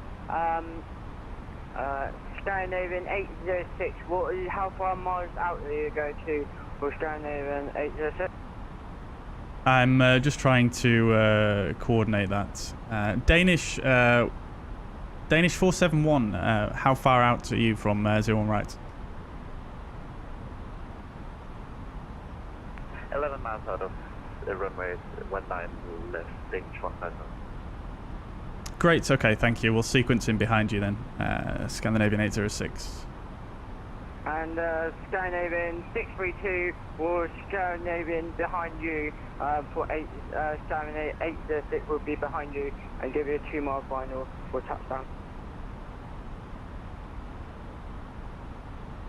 Just report when you establish because I'm hand flying this on right downwind for runway 01 right.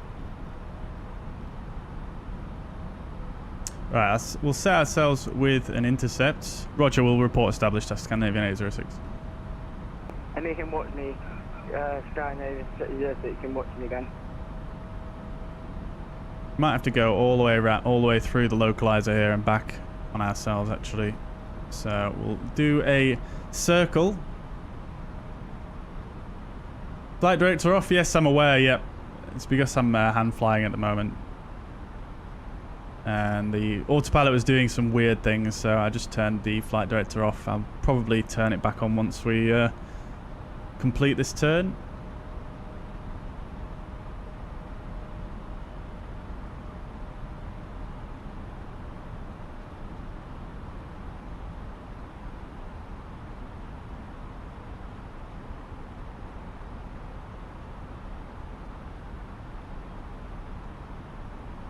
Scandinavian is 806, probably like £20,000 now. But SOS got to pay for this. Low.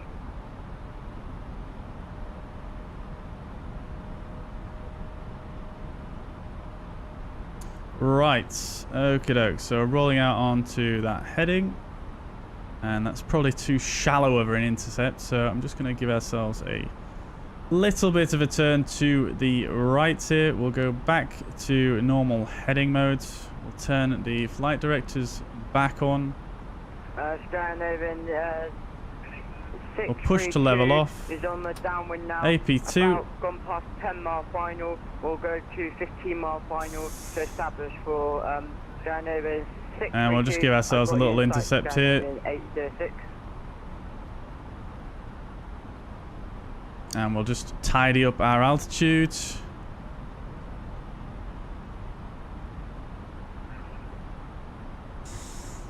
Also traffic, Scandinavian 806, we're on a 13-mile final, 01 right. Also traffic. Scandinavian 632, you're going heading 210 to join the localizer behind you. Scandinavian 632. Look, Star, Cat 3 single, I nearly forgot about the to press approach mode then.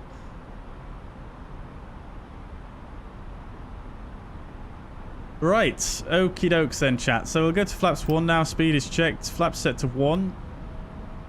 We shall activate the approach phase again, although I should have done that more or less straight away, really. We'll go to manage speeds. Glide slope is blue. Lock.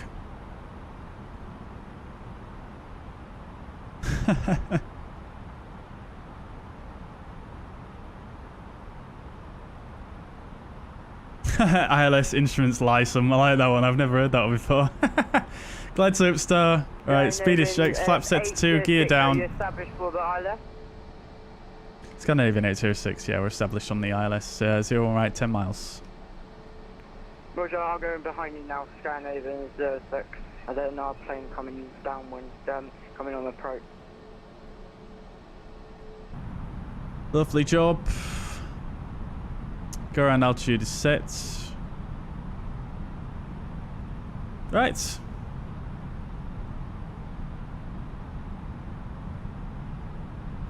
We'll go to flaps 3. Speed is checked. Flaps set to 3. Scandinavian 71 going into hold at level 2. Waiting my turn. No, you can go in, but go to your minimum approach speed. Scandinavian 632 SA. And flap set to full. Scandinavian 71. Yeah, go Scandinavian 71. You can go in, but go to your minimum approach speed. Alright. Scandinavian 71.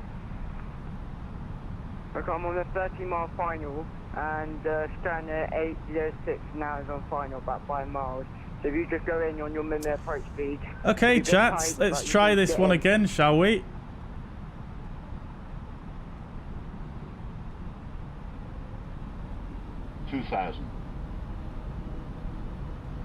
Scandinavian 806, what is your speed? We're at final approach speed, 131 knots, Scandinavian 806. Can you report when you vacated, please? Because it's quite tight. We will do, yeah, no problem. Scandinavian 806. And you thought you can watch me down then on this aircraft behind. Alright, let's do this thing, chat. The other aircraft number 3 for landing, what is your landing checklist. ECAM landing no blue. Go around altitude set. Cabin crew advised. Landing checklist complete. 14 miles. Roger. Also traffic. Scandinavian 806. 4 mile final. 01 right.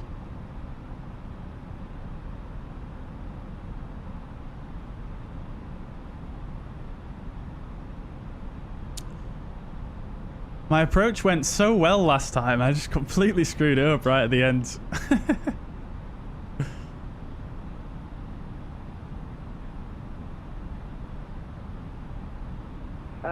Scandinavian 806, have you heard of a 2-person land? Sorry, you cut out at the end there. 1,000. 1000 is checked, we're stabilized. Do you want to let me say again? Where are you going to vacate for Scandinavian 086? We're aiming to vacate at Bravo 6, Scandinavian 806. Roger, you set Bravo 6. Okay, I'm being very distracted right now. I'll go Bravo 5 if I can get there.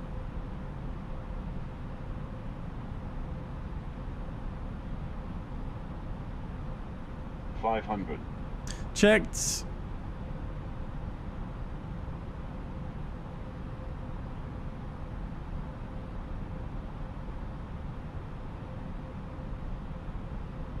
$400. I'm not sure what. 100 above. Land. 200. Minimum Continue. 100.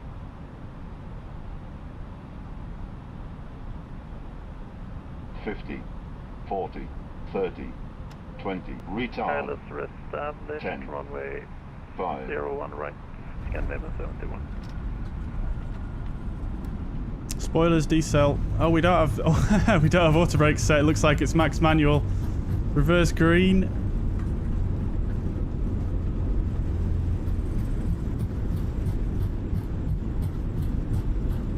Reverse is stowed.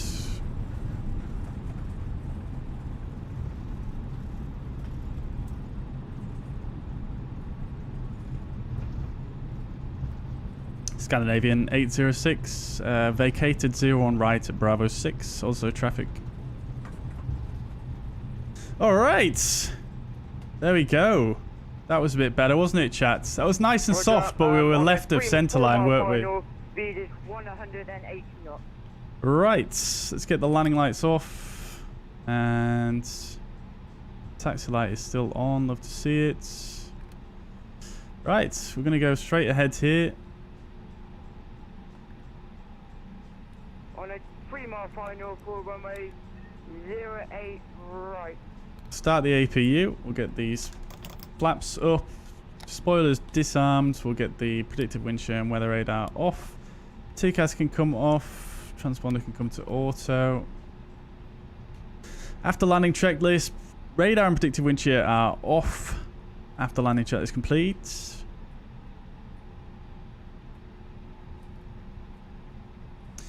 Other plane behind me. What is your what are you? How many mile final are you?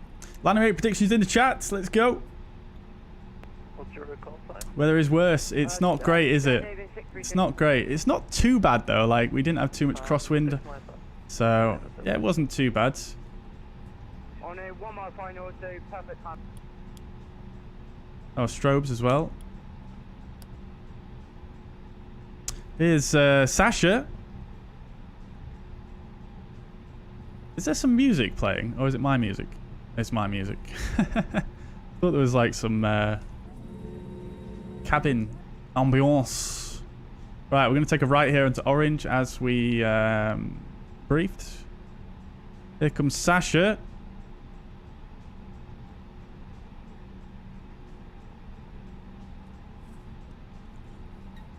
Can't see his landing gear for some reason. There we go, he's down. Little puff of smoke. Love to see it. Very good. Stopped in very short order there, crikey. And Scandinavian 632 has vacated. Right, we want stand 49er, which should be just on the right here somewhere.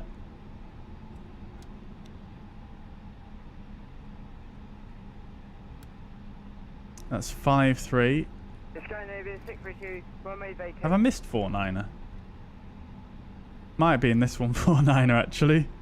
Oh no. 5-3, 5-1, and then 49er I guess should be further on. Right, nevertheless, why do the lights look so bright? Okay, we're fine. Get the runway turn-offs off anyway, and we'll come into GSX. Parking. Okay, that's the wrong one. Ramp. 49er. No. 49er. Lovely. Here it is.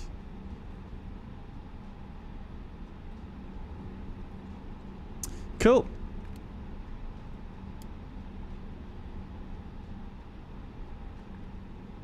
I love how these gates are angled as well. It makes it so much easier to get lined up on the center line.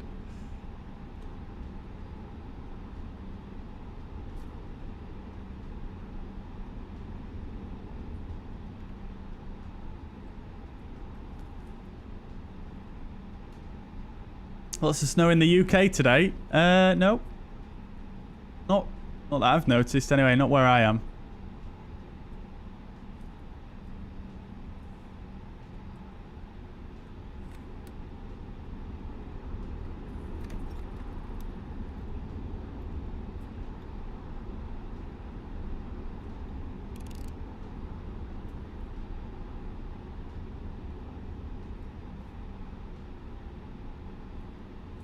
Oh crikey, we're coming in a bit quick here, aren't we?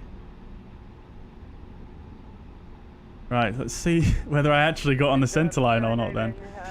Right, okay, so APU is on.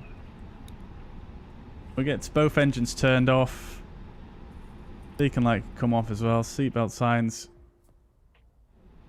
come off. Close this guy. Oops, what the hell? Great stuff. Oh no, I didn't mean to click that.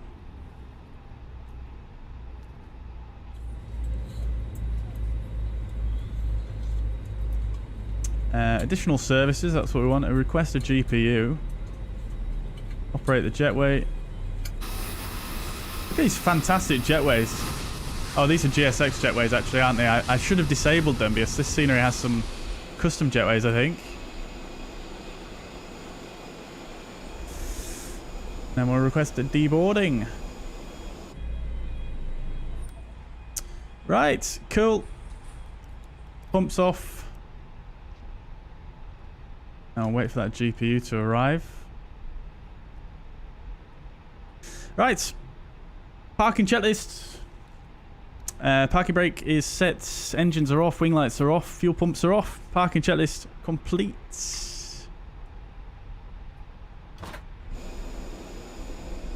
Oh, the GPU is already here. Lovely. Right. Oh, it's turned itself on. Interesting. Right, we'll get that off then. Cool. Alright, guys. Not too bad. I mean, I definitely was off centerline there, which I'm not too happy about, but we managed to get the touchdown zone and I think a fairly smooth touchdown, so turn transponder off fully now. Right, last chance for landing rate predictions, guys.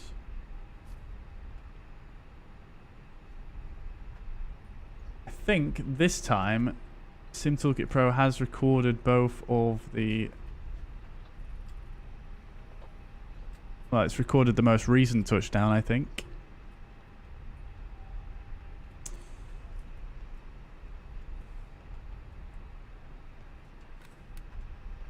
Nice landing, the trio say, nice landing.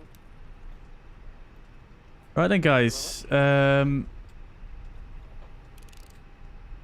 done from Scandinavian 806. Let's have a look in a second. Virtual Pilot, welcome to the chat.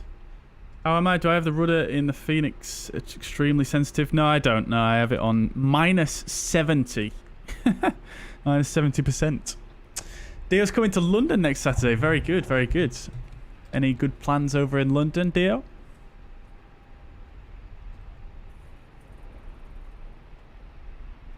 Autogun 1 Danish 43, landing up at runway 919 right, left, and out. Commentator's landing wasn't too great, apparently. Oh dear. Ready to take off Danish 43, bye bye. Well, as long as you can walk away from it, as they say.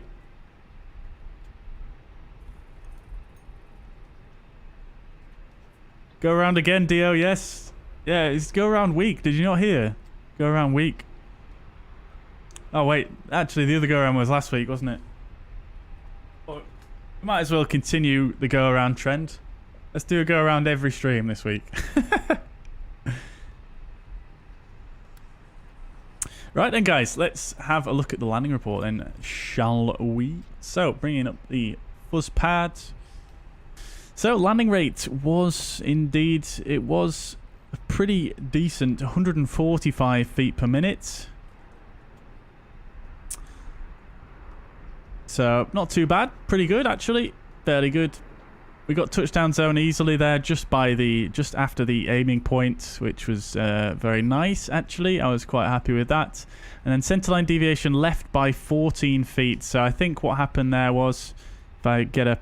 Oopsie daisies. If I get a pink pen here, I think my right wheel touched there. I think that's my right wheel touching down there. I think the left wheel is probably more like there. So, yeah,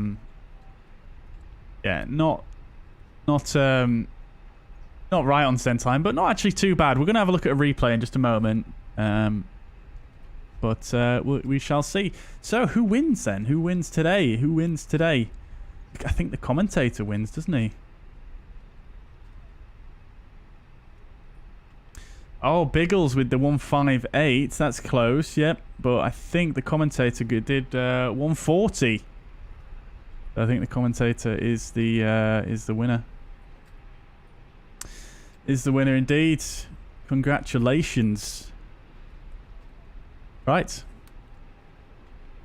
Shall we crack on with the replay then, shall we? Let's stop the recording of the replay, actually. Right. Where are we going next stream? We are going to be doing, on Friday, we're going to be doing something that... we're going to be flying an airline we've never flown before on the stream. We're going to be flying Transavia, or Transavia. And we're going to be flying from... Rotterdam to Salzburg. So really looking forward to that one. It's going to be the PMDG 737-800. So it should be very nice indeed. Very much looking forward to that. Love the Transavia livery. Right, let's restart GSX and get it all disconnected. That wire seems to hang around, doesn't it? So I'll tell you what we'll do is we'll see if we can get rid of that before we start the replay.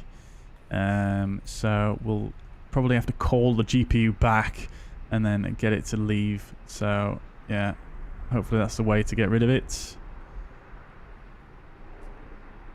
And we'll go ground services. We'll close the doors here. Get rid of the jet bridge. Oh, there we go. The wire's gone now. Love to see it. Fantastico. Right, so... Oh, here comes the GPU. Go away. No. There we go. Lovely. And then that door.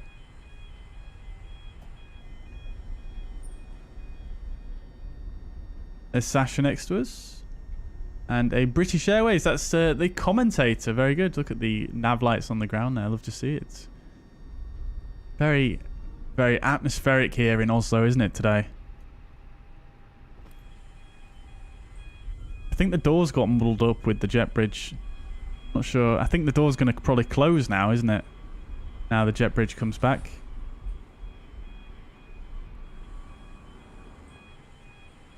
Yeah, I think it is.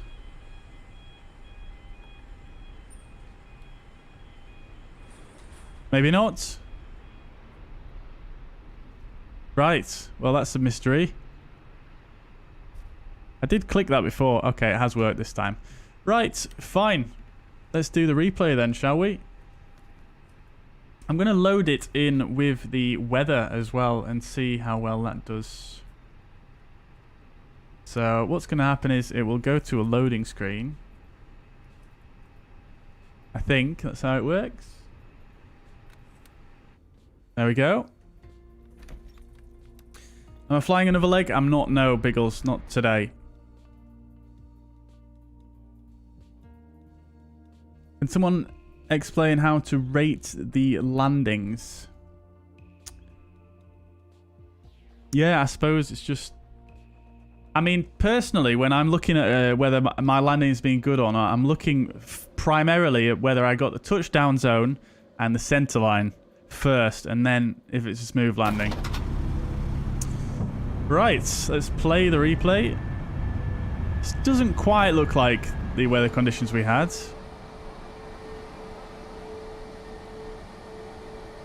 Looks a bit dark. Can we adjust the time now or not? It's not letting me. It won't let me change the time now, will it? Oh dear, that's a bit strange. Gentlemen, once again, for the flight deck. Is it playing back the speed brakes? Just losing altitude for the flight. As it begins to settle in, I do want to remind you to please keep your detail those. No, I don't want it. I don't want this time. God damn it. It's too dark. Alright, I'll tell you what we'll do, chat. Sorry, I'll have to do this because there's no other way.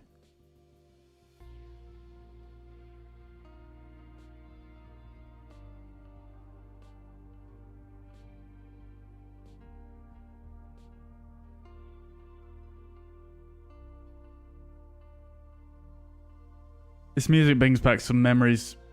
Oh, I'm still on VATSIM. Oh, God. Oopsie daisies. Thank you very much, commentator. There we go. We're not on VATSIM anymore.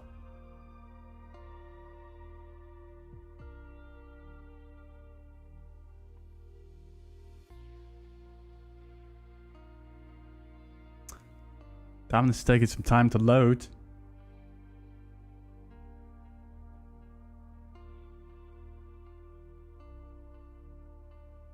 Right. Also, we'll just click fly.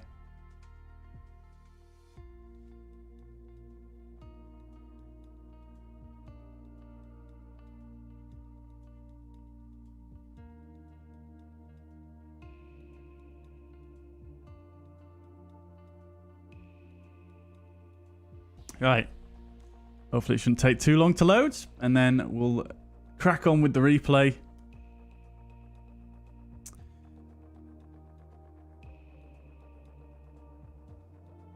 And you too, Sasha. Thanks for flying along again. I hope you enjoyed.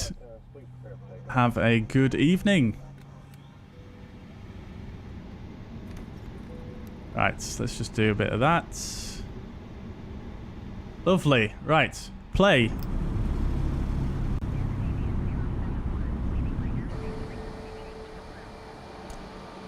I'm pretty sure the gear should not be down at this point.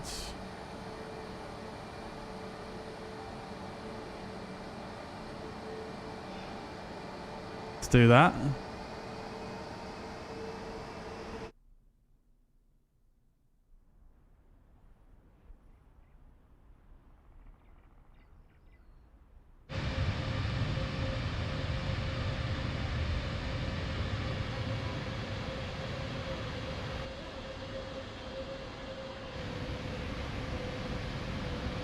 Oh, the gear's still up. What is going on with this replay?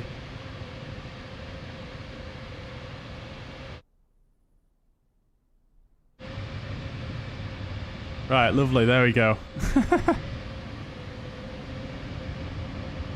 Oh, it's not so snowy anymore, is it? We'll at least put live weather on.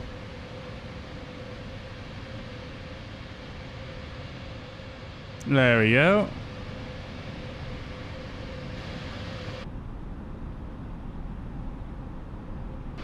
Alright, let's see how well flight control replay does with the fly-by-wire.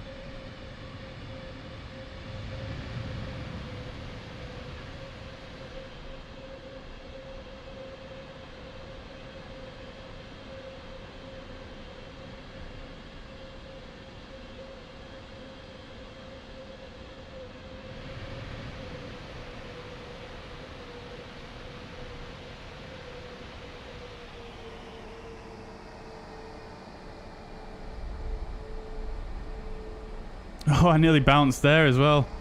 Oh, this is a go-around. I forgot about the go-around.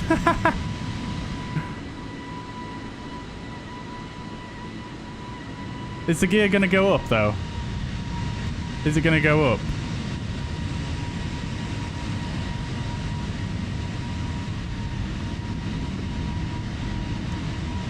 Yeah, for some reason it doesn't seem to want to play the gear going up sometimes in this with this replay tool.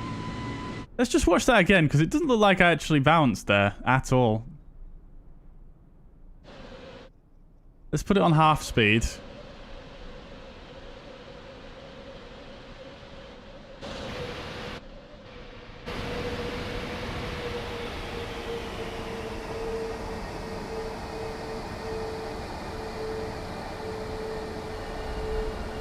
Oh yeah, I am sort of floating like a few inches above the ground.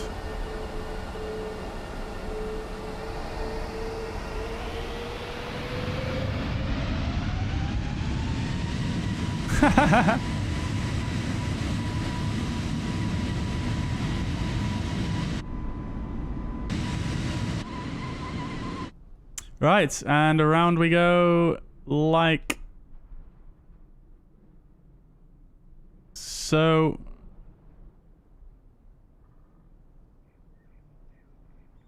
We'll let the scenery load in. There it is. And we've got the spoilers. There we go. Doesn't work very well with flybywire, this replay tool, I have to say. Which is surprising because it's more default than the Fenix and it works quite well with that. Yeah, that's much better, isn't it? Yeah, quite far off centre line there. Not too bad though. I did put a bit of right rudder in to get me back on centre line relatively quickly.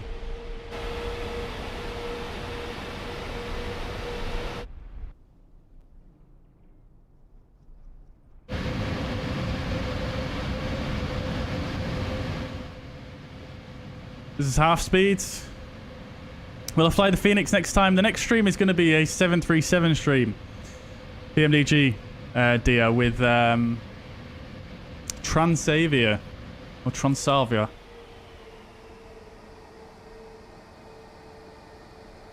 Yeah, I'm banking a little bit to the left there for some reason. Yeah, not brilliant for centre line, but we definitely got the touchdown zone very nicely there, I think.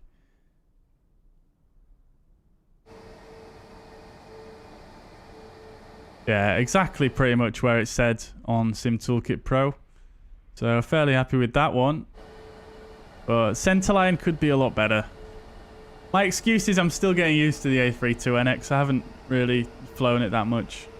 So I'm not quite used to it as much as I am. And I've also got new springs in my joystick, so that's something to get used to as well.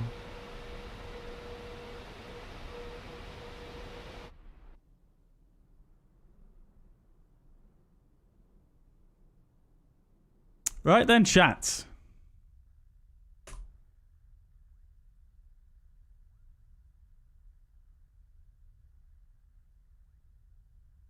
Play the replay again. Okie dokes.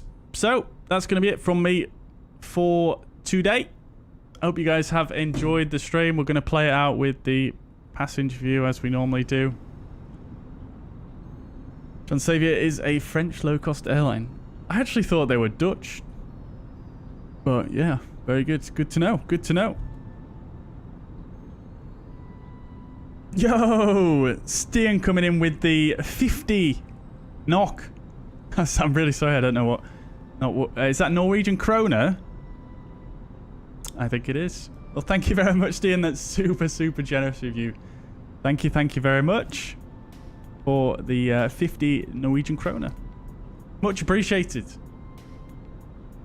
I'm glad you enjoyed the stream. And yeah, I'm glad you all enjoyed the stream. Virtual Pilot says, how is flow by parallel? It's pretty good, I think. It's pretty good. I mean, for me, who obviously does... What is going on with the speed brakes here? For me, who that's kind of stuck in that position. For me, who streams, it is super useful because I'm always... messing and tinkering with things and messing with settings and all sorts of stuff. So I find it really useful. The average user might not find it quite as useful, to be honest. But yeah, I mean, the reason why I got it is because I there it goes. There's the for it's actually £4.14 in UK money. But thanks again, Stian. But yeah, like I say, the main reason I got it is because I saw a lot of potential with the community sort of add-ons for it. So it was kind of a little bit of a preemptive strike, I suppose, about that. There's already some quite good add-ons for it on flightsim.to, including this Jetway one. It's quite nice. This GSX launcher, which is quite a good one. It's not just a copy of the button up here. It kind of basically stops you from having to ever click it twice. You can only ever, you just click it once and it works every time. So that's really nice as well. I haven't looked recently to see if there's any new ones, but nevertheless, I find it quite useful. I also find this one quite useful as well, the quit simulator. So you can just quit the simulator straight from without having to go in any menu. It's brilliant. It gives a 5-second countdown and then it quits. It's really, really nice. I do enjoy that one. And you can instantly set the time, like with these ones. And there's some really cool functions on it that are just nice to have. This one I quite like as well for the stream, so I can show you guys my control inputs whilst doing a landing or whatever. So yeah, it's a good one. It's a good one, but I suppose you would probably know yourself if you think it was worthwhile getting, because obviously to get Flow Pro, it's a decent price for what is essentially something that already exists in the sim, you know, just through different means. Oh, and this is quite useful as well, the auto search bar. You can search for metas. You can even do an ATIS like that. I don't know if they're online at the moment, so yeah, there's a lot of things you can do through it. It's pretty nifty. Right. Excuse me. Right. Oh, I can't speak now.